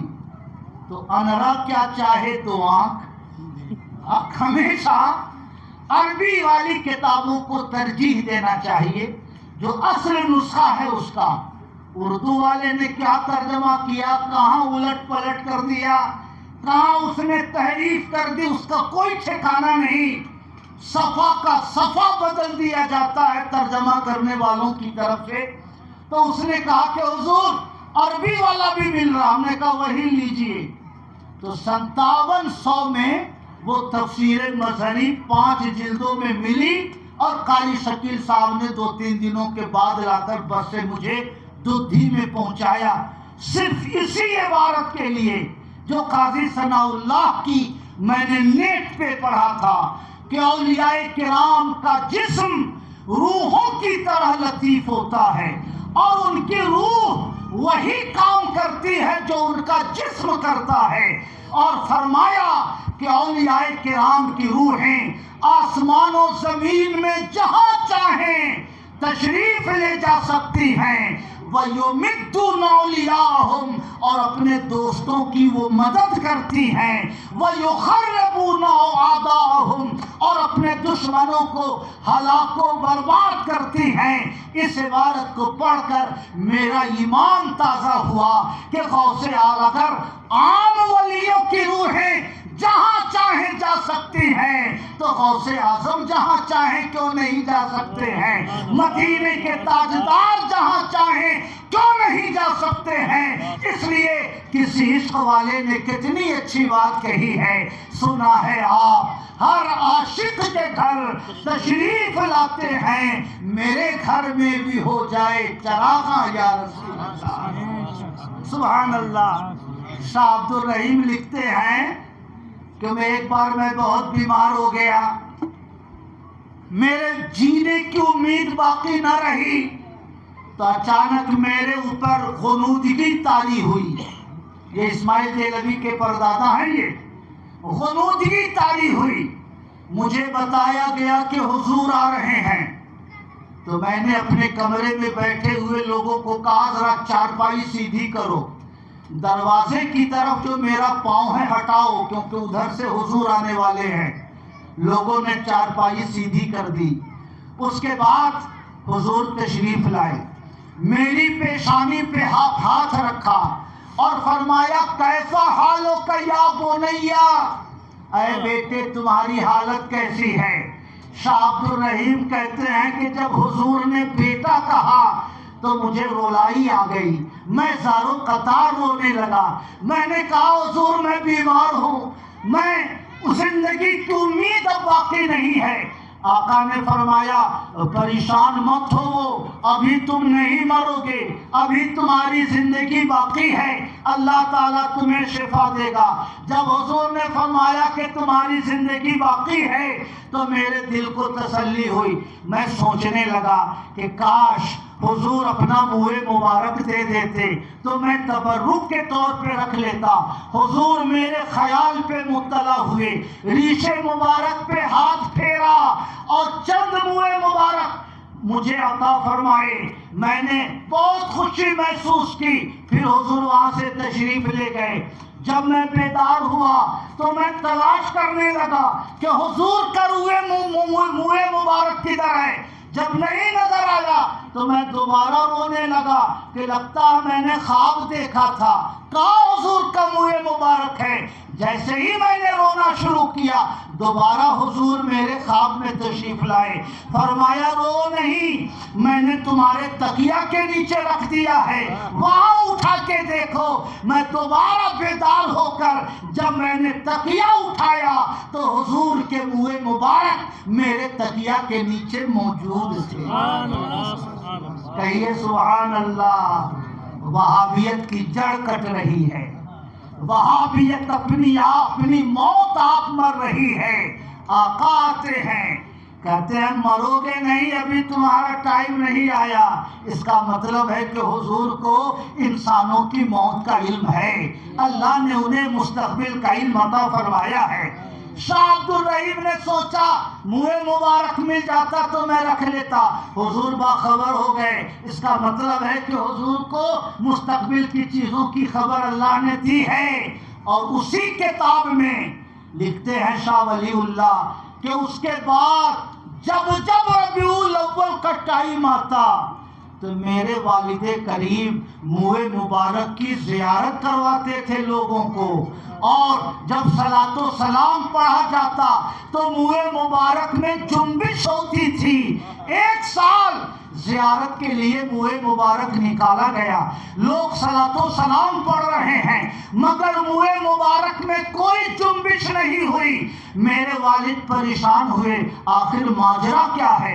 میرے اوپر غنودگی طاری ہوئی. مجھے بتایا گیا کہ مجمع میں ایک شخص ہے جو حالت جنابت میں ہے، اس کی وجہ سے منہ مبارک کی برکت ظاہر نہیں ہو رہی ہے. میں نے لوگوں سے کہا آپ سب لوگ اپنے اپنے گھر جائیے اور سب لوگ غسل کر کے ظہر کے بعد دوبارہ آئیے، تب منہ مبارک کی زیارت کرائی جائے گی. دوبارہ لوگ ظہر کے بعد آئے اور جیسے ہی صلاۃ و سلام پڑھا جانے لگا ویسے ہی منہ مبارک میں جنبش شروع ہو گئی. سبحان اللہ. رے ظالموں، نبی کو زندہ ماننے کو تیار نہیں ہو. نبی کے جسم سے تعلق رکھنے والا منہ مبارک بھی وصال کے 1000 سال کے بعد زندہ ہے. جب حضور کے جسم مبارک کا ایک نورانی حصہ زندہ ہے تو میرے آقا اپنی قبر مبارک میں کیوں زندہ نہیں ہو؟ محبت سے کہیے سبحان اللہ. میرے بھائیوں، اب عالموں نے پڑھنا بند کر دیا. جو بھی 100-200 روپیہ خرچ کرتے تھے پہلے کتاب پر، اب موبائل پہ خرچ کرتے. جیو حرام خور، اس نے بیٹے کی شادی میں 6000 کروڑ خرچ کیا اور جیو کا ریچارج 20% بڑھا دیا. ایسا وصول لیا اس نے جنتا سے. تو عالموں نے اب کتاب پہ پیسہ خرچ کرنا بند کر دیا. مگر یاد رکھیے کہ عالم کا ہتھیار کتاب ہے. عالم جب کتاب پڑھتا ہے خود صاحب یقین ہوتا ہے، تب یقین کی روشنی وہ لوگوں میں تقسیم کرتا ہے. اس لیے کتابیں خریدیے، کتابیں پڑھیے، بزرگوں کے اصل عبارتوں تک پہنچیے. اگر امام احمد رضا سے پہلے کے بزرگوں کی کتابوں کو پڑھیے گا تو ہر ورق پر امام احمد رضا نظر آئیں گے. ہر ورق پر امام احمد رضا کا عقیدہ نظر آئے گا. ہر ورق پر امام احمد رضا کی فکر نظر آئے گی. سبحان اللہ. علامہ ابن حجر مکی اعلیٰ حضرت امام احمد رضا سے 300 سال پہلے کے ہیں. کتنا پہلے؟ 300 سال پہلے. اعلیٰ حضرت پیدا ہوئے 1272 اور علامہ ابن حجر مکی کا انتقال ہوا 974. کتنا؟ 974. 972 1272 تو 300 سال ہوتا.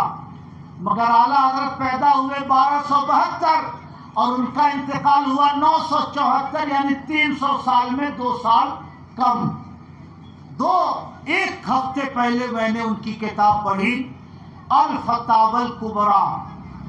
اس میں کسی نے کہا حضور اگر ہم قرآن پڑھیں اور 10 لوگوں کو بخشیں تو 10 لوگوں میں وہ بٹ کر ثواب پہنچے گا یا سب کو مکمل پہنچے گا؟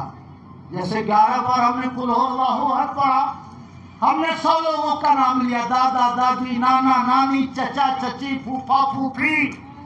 تو پوچھنے والے نے کہا حضور سب کو 11 بار قل ہو اللہ احد کا ثواب بٹ کے ملے گا یا سب کو 11 بار کا ثواب ملے گا؟ تو فرمایا کچھ علماء نے کہا کہ ثواب بٹ کر ملے گا، مگر زیادہ تر علماء نے کہا کہ سب کو مکمل ثواب ملے گا. وَهُوَ أَلْيَقُ بِسِعَةِ كَرَمِهِ، اور اللہ کے کرم کے کشادہ ہونے کے لائق یہی ہے کہ وہ ثواب بانٹ کر نہ دے بندوں کو، بلکہ وہ اپنے بندوں کو پورا ثواب عطا فرمائے. اسی صفحے میں ہے. کسی نے کہا حضور لوگ کہتے ہیں کہ جب انتقال ہوتا ہے تو حضور قبر میں آتے ہیں اور فرشتے کہتے ہیں ما کنت تقول فی ھذا الرجل، ان کے بارے میں تو کیا کہتا تھا؟ حضور قبر میں تشریف لاتے ہیں تو حضور ایک وقت میں ہزاروں لوگ مرتے ہیں، حضور بیک وقت کس کی قبر میں جائیں گے؟ سوال کی منشا یہ تھی. کوئی جاپان میں مرتا ہے، کوئی لندن میں مرتا ہے، کسی صاحب ایمان کی موت ارجنٹائنا میں ہوتی ہے، کوئی صاحب ایمان برازیل میں مرتا ہے، کوئی سعودیہ میں مرتا ہے، کوئی تھائی لینڈ میں مرتا ہے. ہزاروں لوگ مرتے ہیں، ہزاروں علاقے میں مرتے ہیں. تو پیغمبر ایک وقت میں کس کی قبر میں تشریف لے جائیں گے؟ جواب دیتے ہوئے علامہ ابن حجر مکی فرماتے ہیں سنو، دنیا کے جو معاملات ہیں، آخرت کے معاملات دنیا کے معاملات سے الگ ہیں. برزخ کا معاملہ دنیا کے معاملے سے الگ ہے. اور فرمایا کہ غوث اعظم کے مرید تھے امام قضیب البان. کیا نام تھا؟ امام قضیب البان، غوث اعظم کے مرید. کسی نے کہا حضور آپ نماز نہیں پڑھتے ہیں، آپ کو میں نے نماز پڑھتے ہوئے نہیں دیکھا. غوث اعظم کے مرید ہو کے نماز نہیں پڑھتے آپ؟ تو امام قضیب البان کو جلا لایا. 10 شکل میں ایک ٹائم میں حاضر ہو گئے، ایک وقت میں 10 شکل میں ظاہر ہو گئے. کہا پوچھو کس سے تم کو شکایت ہے کہ یہ نماز نہیں پڑھتا، یہ نہیں پڑھتا، کہ یہ نہیں پڑھتا، کہ یہ نہیں پڑھتا، کہ یہ نہیں پڑھتا. کہنے کا مطلب یہ تھا کہ امام قضیب البان بیک وقت 10 شکلوں میں موجود ہو سکتے ہیں. تو ہو سکتا ہے اپنے ایک وجود سے بغداد میں رہتے ہو اور دوسرے وجود سے وہ خانہ کعبہ پہنچ جاتے ہو. فرمایا اور اس کے بعد بڑی قیمتی بات ارشاد فرمائی اور اس عبارت نے میرا ایمان پختہ کر دیا. تو آپ کا ایمان تو انشاءاللہ اور پختہ ہوگا. کیا نام ہے آپ کا؟ عامر رضا. بڑی شاندار عبارت ہے، فتاوی کبریٰ کی لکھتے ہیں. قالو، علماء فرماتے ہیں اذا کان الروح کلیا، جب کوئی روح طاقتور ہو، کروح نبینا صلی اللہ علیہ وسلم، جیسے کہ میرے پیغمبر کی روح مبارک ہے، طاقتور ہے. تو علماء فرماتے ہیں یظہر فی 70,000 مقام فی وقت واحد، اگر روح طاقتور ہو تو ایک وقت میں 70,000 مقامات پر ان روحوں کا ظہور ہو سکتا ہے. محبت سے کہیے سبحان اللہ. روح جب طاقتور ہو تو امام ابن حجر کہتے ہیں کہ ایک ٹائم میں اس روح کا ظہور 70,000 مقامات پہ ہو سکتا ہے. انبیاء کے درمیان آقا سب سے طاقتور اور اولیاء کے درمیان غوث اعظم سب سے طاقتور. غوث اعظم فرماتے ہیں کل ولی لہ قدم و انی علی قدم النبی بدر الکمالی. ہر ولی کسی نہ کسی نبی کے قدموں کے سائے تلے ہوتا ہے. ہر ولی کسی نہ کسی نبی کے کمالات کا مظہر ہوتا ہے. میں اس نبی کے قدموں کے سائے کے نیچے ہوں جو تمام کمالات کا آفتاب ہے، جو تمام عظمتوں کا ماہتاب ہے. اگر پیغمبر کے صفات عظیمہ کے مظہر غوث اعظم ہے تو میں بلا خوف تردید کہہ سکتا ہوں کہ آقا فیضان نبوت سے 70,000 مقامات پہ جلوہ گر ہو سکتے ہیں تو ہمارے غوث فیضان ولایت سے بیک وقت 70,000 مقامات پر اپنے نبی کے صدقے میں ضرور جلوہ گر ہو سکتے ہیں. کہیے سبحان اللہ. ہاتھ پکڑا ہے تو تا حشر نبھانا یا غوث، اب کسی حال میں دامن نہ چھوڑانا یا غوث. کبھی آنکھوں میں کبھی خانہ دل میں رہنا، روح بن کر میری رگ رگ میں سمانا یا غوث. اور نسبت حلقہ بگوشی کا بھرم رہ جائے. حضور دنیا میں ہم آپ کے مرید کہلاتے تھے، آپ کے عقیدت مند کہلاتے تھے. کچھ لوگ غوث اعظم کو ہائی جیک کرنے کی کوشش کرتے ہیں، اپنے خاندان تک محدود کرنے کی کوشش کرتے ہیں. مگر یاد رکھیے جیسے سورج کی روشنی کوئی محدود نہیں کر سکتا، اسی طرح غوث اعظم کے انوار ولایت کو کوئی محدود نہیں کر سکتا. ان کا نور ولایت شرق پر بھی جلوہ گر ہوتا ہے، مغرب میں بھی جلوہ گر ہوتا ہے. وہ ہر مرید کے آقا ہیں، وہ ہر مرید کے مشکل کشا ہے. سبحان اللہ. حلقہ کیا ہے؟ حلقہ بگوشی کا بھرم رہ جائے، بہر امداد میری قبر میں آنا یا غوث. سبحان اللہ. اور لکھا کہ یہی وجہ ہے کہ حضور کو ایک وقت میں ہزاروں مقامات پر لوگ خواب میں دیکھتے ہیں اور دیکھ سکتے ہیں. جب 70,000 مقامات پہ ظہور ہو سکتا ہے تو ہو سکتا ہے یہ بھی دیکھے، وہ بھی دیدار کرے، وہ بھی دیدار کرے، وہ بھی دیدار کرے. اور اتنا یاد رکھیے میری شکل میں شیطان آ سکتا ہے، مولانا خلیل صاحب کی شکل میں شیطان آ سکتا ہے، مگر حضور کی شکل میں شیطان نہیں آ سکتا. ان الشیطان لا یتمثل بی. اللہ نے پیغمبر کو یہ خصوصیت دی ہے کہ پیغمبر کی شکل شیطان کبھی بھی اپنا نہیں سکتا ہے. جس نے بھی حضور کو دیکھا اس نے در حقیقت حضور ہی کو دیکھا ہے. سبحان اللہ. چلتے چلتے آخری بات، ایک بزرگ گزرے ہیں شیخ ابو المواہب شاذلی. کیا نام ہے؟ شیخ ابو المواہب شاذلی. 880 ہجری میں ان کا انتقال ہوا. کتنا ہوا؟ 880. حضور کا دیدار ان کو بہت ہوتا تھا. امام جلال الدین سیوطی نے 75 بار حضور کو خواب میں دیکھا. کتنا؟ 75 بار حضور کو خواب میں دیکھا. امام اعظم نے 100 بار اپنے نبی کا دیدار کیا. شیخ ابو المواہب شاذلی کو بہت حضور کا دیدار ہوتا تھا. امام عبد الوہاب شارانی نے اپنی کتاب میں ان کے درجنوں خواب لکھے ہیں. فرمایا شیخ ابو المواہب شاذلی نے کہ ایک بار حضور میرے خواب میں آئے.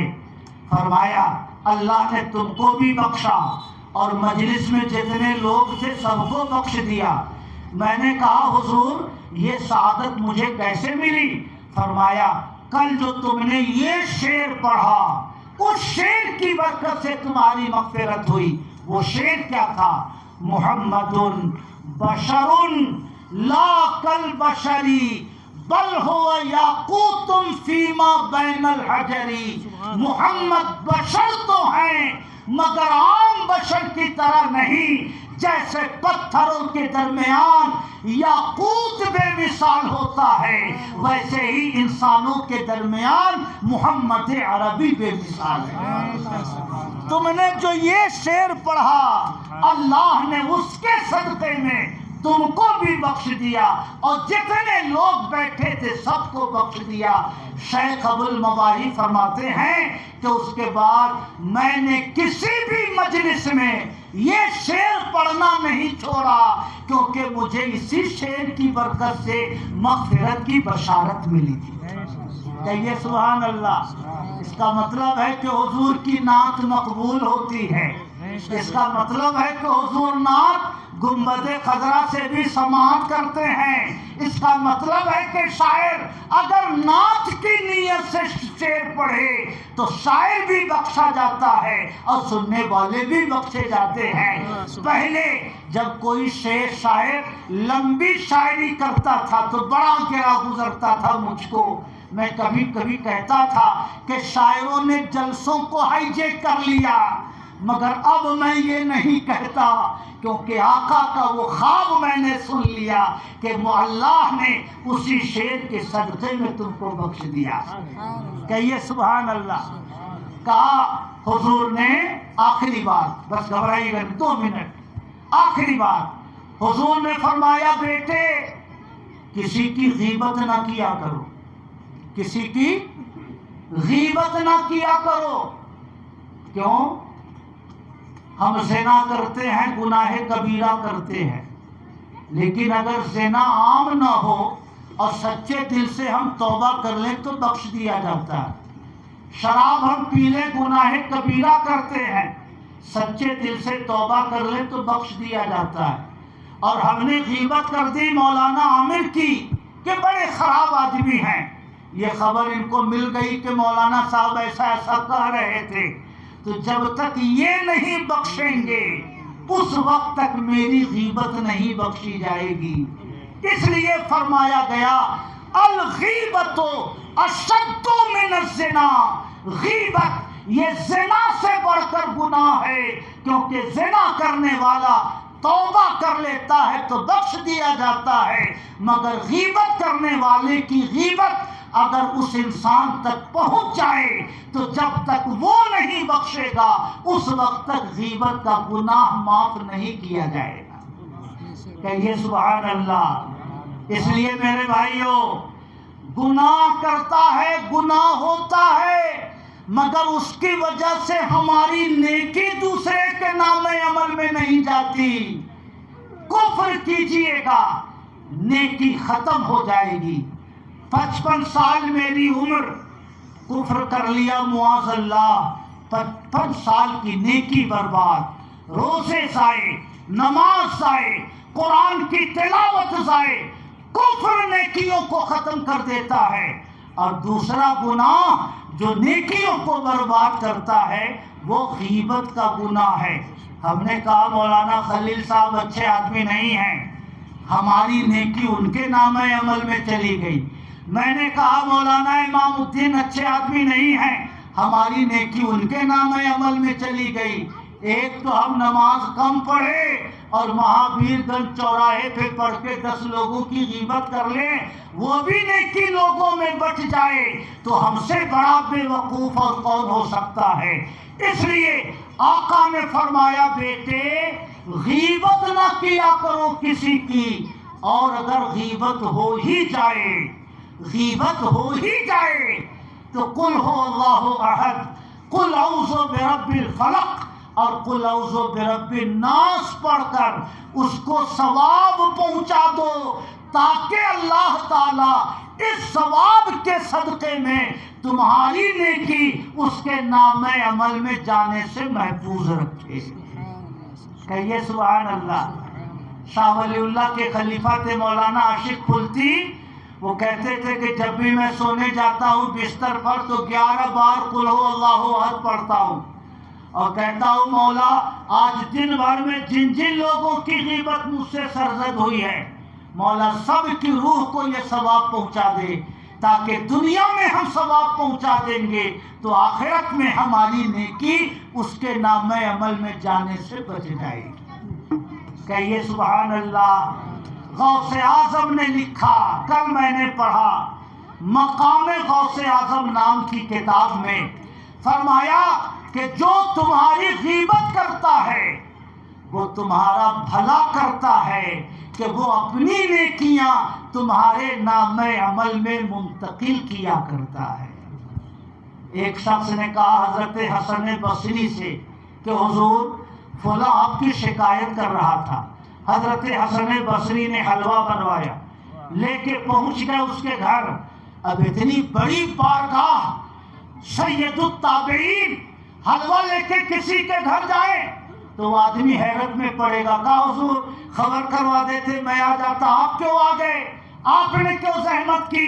حضرت حسن بصری نے فرمایا کہ مجھے خبر ملی کہ تم نے میری غیبت کی ہے، تو تم نے اپنی نماز کا ثواب دے دیا، روزے کا ثواب دے دیا، قرآن کی تلاوت کا ثواب دے دیا، میں تمہیں نماز کا ثواب تو نہیں دے سکتا، تو میں نے سوچا کہ کم سے کم حلوہ تو تمہیں کھلا دوں کہ تم نے جو مجھے نیکی دی ہے اس کا کچھ تو بدلہ ہو جائے۔ کہیے سبحان اللہ۔ بس یہی کہہ کر میں بات ختم کرتا ہوں۔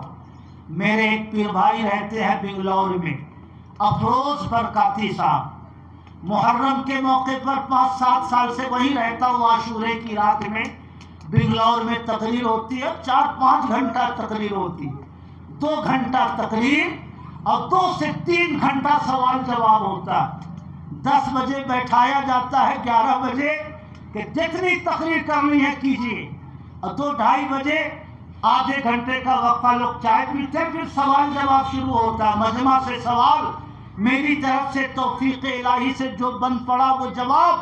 سحری کے لاسٹ ٹائم میں لوگ سحری کھاتے ہیں اور نماز فجر پڑھتے اپنے اپنے گھر جاتے ہیں۔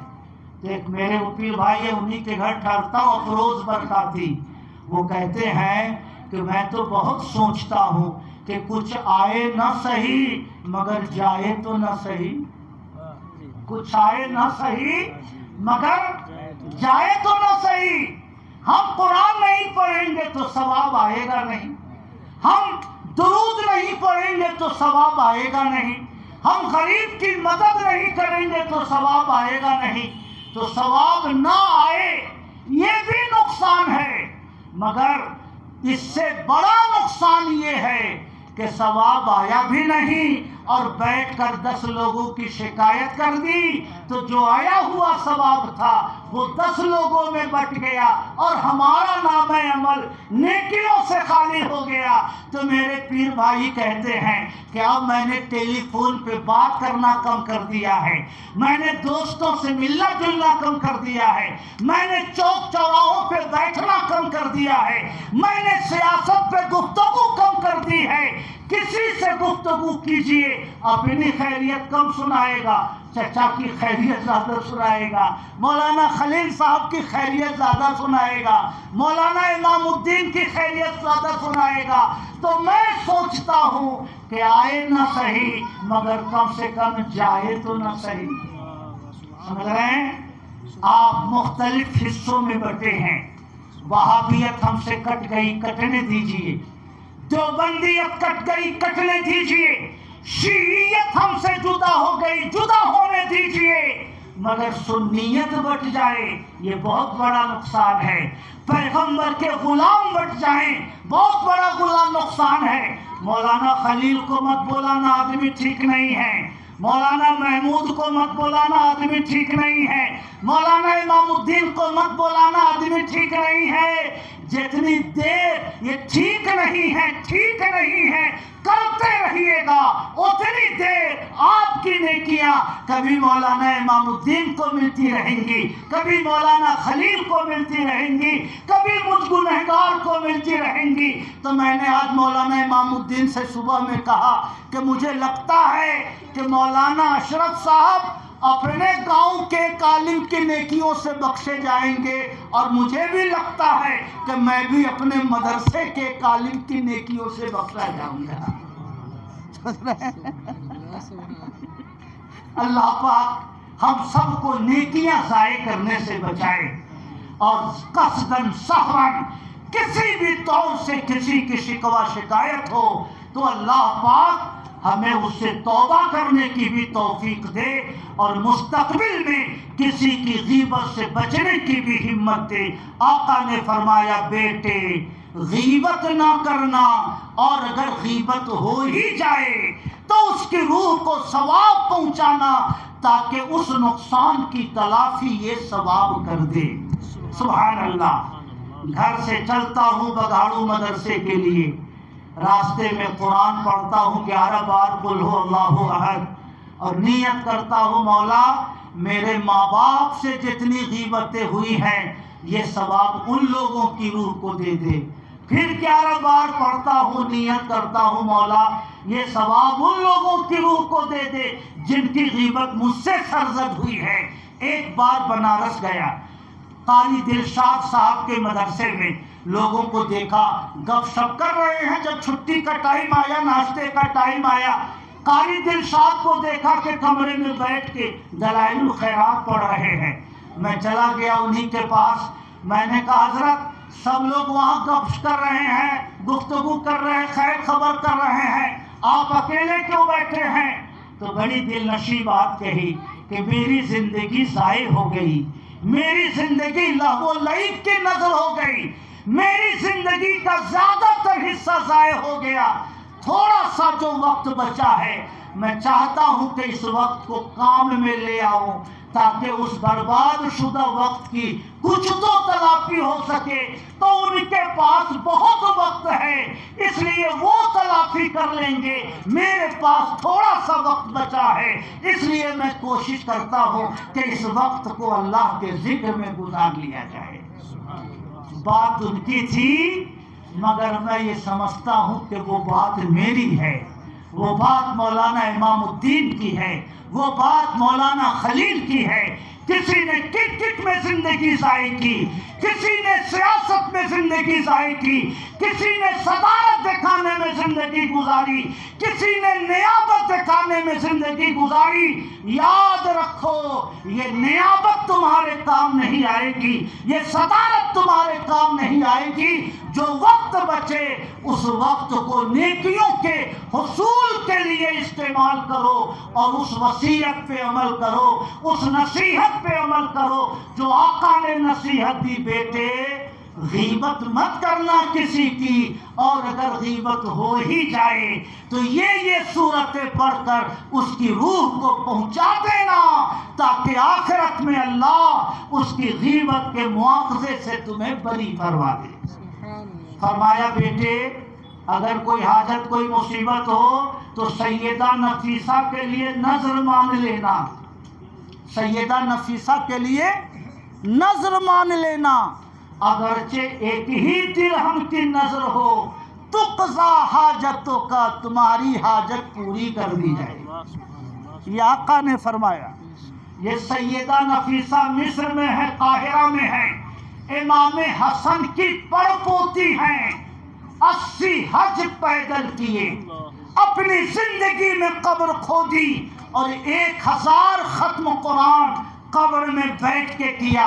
امام شافعی بیمار پڑتے، خبر کرواتے جاؤ حضرت سے دعا کرانا، دعا کر دیتی، ابھی شاگرد آتا نہیں کہ امام شافعی کو صحت مل جاتی، اتنی مستجاب الدعوات تھی۔ آخری بار امام شافعی نے بھیجا، جاؤ حضرت سے دعا کراؤ میری طبیعت ٹھیک ہو جائے۔ گئے شاگرد، کہا حضور استاذ نے بھیجا ہے، طبیعت ٹھیک نہیں ہے۔ سیدہ نفیسہ نے کہا اللہ تمہارے استاذ کو اپنا دیدار عطا فرمائے۔ شاگرد لوٹ گئے، کہا حضور آج تو حضرت نے یہ دعا دی ہے۔ امام شافعی رونے لگے، لگتا ہے اب میرا ٹائم قریب ہے، حضرت کی دعا بدلی ہے، اس کا مطلب ہے کہ اب صحت نہیں ملے گی۔ چند دنوں میں امام شافعی انتقال کر گئے، مگر وصیت کی کہ میری جنازہ لے جا کے ان کے دروازے پہ رکھ دینا، جب وہ جنازہ پڑھ لیں تب لے کے قبرستان جانا۔ جنازہ لے جا کے رکھ دی گئی۔ سیدہ نفیسہ نے اندر سے جنازہ پڑھی، دعا کر دی۔ جب جنازہ لے کے لوگ چلے تو آسمان سے غیب سے آواز آئی، اللہ نے محمد ابن ادریس کو بھی بخشا اور جتنوں نے ان کی جنازہ پڑھی اللہ نے سب کو بخش دیا ہے۔ یہ شان تھی سیدہ نفیسہ کی۔ اور میں نے کئی بار تجربہ کیا. میرے بیٹے مسعود احمد غزالی نے کیرلا کے امتحان میں شرکت کی. لاک ڈاؤن میں کئی سال سے پڑھائی چھوٹی ہوئی تھی. میں نے سیدہ نفیسہ کی نظر مانی, اللہ تعالیٰ نے اس بچے کو کامیابی دے دی. مبارک پور کے ٹیسٹ میں بیٹھا, کمزور بچہ, کئی سال سے ٹوٹا ہوا تھا تعلق, میں نے نظر مانی, اللہ تعالیٰ نے وہاں کے ٹیسٹ میں کامیابی دے دی. اس لیے وجے نگر کے مسلمانوں, آقا کی یہ وصیت یاد رکھو, بیٹے اگر کوئی تمہیں حاجت درپیش ہو تو سیدہ نفیسہ کے لیے نظر مان لیا کرو, اگرچہ ایک ہی درہم کی نظر ہو تو قضا حاجتوں کا, تمہاری حاجت پوری کر دی جائے گی. سبحان اللہ. اگر سیدہ نفیسہ کی نظر سے حاجت اور پریشانی دور ہو سکتی ہے تو غوث اعظم کی نظر سے پریشانی کیوں نہیں دور ہوگی؟ آقا کریم کی نظر ماننے سے ہماری پریشانی کیوں نہیں دور ہوگی؟ اس لیے میں آپ کو عرض کرنا چاہتا ہوں, آپ اعلیٰ حضرت سے پہلے کے بزرگوں کی کتابوں کو پڑھیے, ہر قدم پر آپ کو اعلیٰ حضرت کی فکر نظر آئے گی, ہر قدم پر اعلیٰ حضرت کا نظریہ نظر آئے گا, ہر قدم پر آپ کو مسلک اعلیٰ حضرت نظر آئے گا. میں دعا کرتا ہوں اللہ پاک میرے یہ بکھرے ہوئے جملے اپنے کرم سے قبول فرمائے. بڑے شوق اور بڑی عقیدت سے عالی جناب ہارون رشید صاحب نے, ان کے بھائی مبارک حسین صاحب نے اپنی والدہ مرحومہ کی یہ برسی منعقد کی ہے, اور اپنے بچے بھتیجے کی عقیقے کے موقع پر یہ شاندار مجلس سجائی ہے. اللہ رب العزت اس مجلس کو قبول فرما لے اور ہم سب کو غوث اعظم رضی اللہ تعالیٰ عنہ کی سچی غلامی عطا فرمائے. واہ کیا مرتبہ اے غوث ہے بالا تیرا. بلکہ مفتی اعظم ہند فرماتے ہیں, کھلا میرے دل کی کلی غوث اعظم, کہ ہو دور رنج و علم غوث اعظم, کرو ہم پہ اتنا کرم غوث اعظم, کہ ہو دور رنج و علم غوث اعظم, تیرا مرتبہ کیا سمجھ پائے کوئی, لیا اولیاء نے قدم غوث اعظم. یہ دل ہے, جگر ہے, یہ آنکھیں, یہ سر ہے, جہاں چاہو رکھو قدم غوث اعظم. میں آپ سب کا بھی شکر گزار ہوں کہ آپ سب نے تقریباً 2 گھنٹے میری گفتگو کی زحمت برداشت کی, اور اپنے ان علماء کے لیے بھی دعا کرتا ہوں اللہ پاک سب کی عمر میں, سب کے عمل خیر میں برکتیں عطا فرمائے, کہ ان سب نے اپنا قیمتی وقت مجھے عطا فرمایا, جس کی وجہ سے میں چند باتیں آپ حضرات تک پہنچا سکا. اللہ کی سرتاب قدم شان ہے یہ, انسان نہیں انسان, وہ انسان ہے یہ, اور قرآن تو ایمان بتاتا ہے انہیں, ایمان یہ کہتا ہے میری جان ہے یہ. کھڑے ہو کر صلاۃ و سلام پیش کیجیے.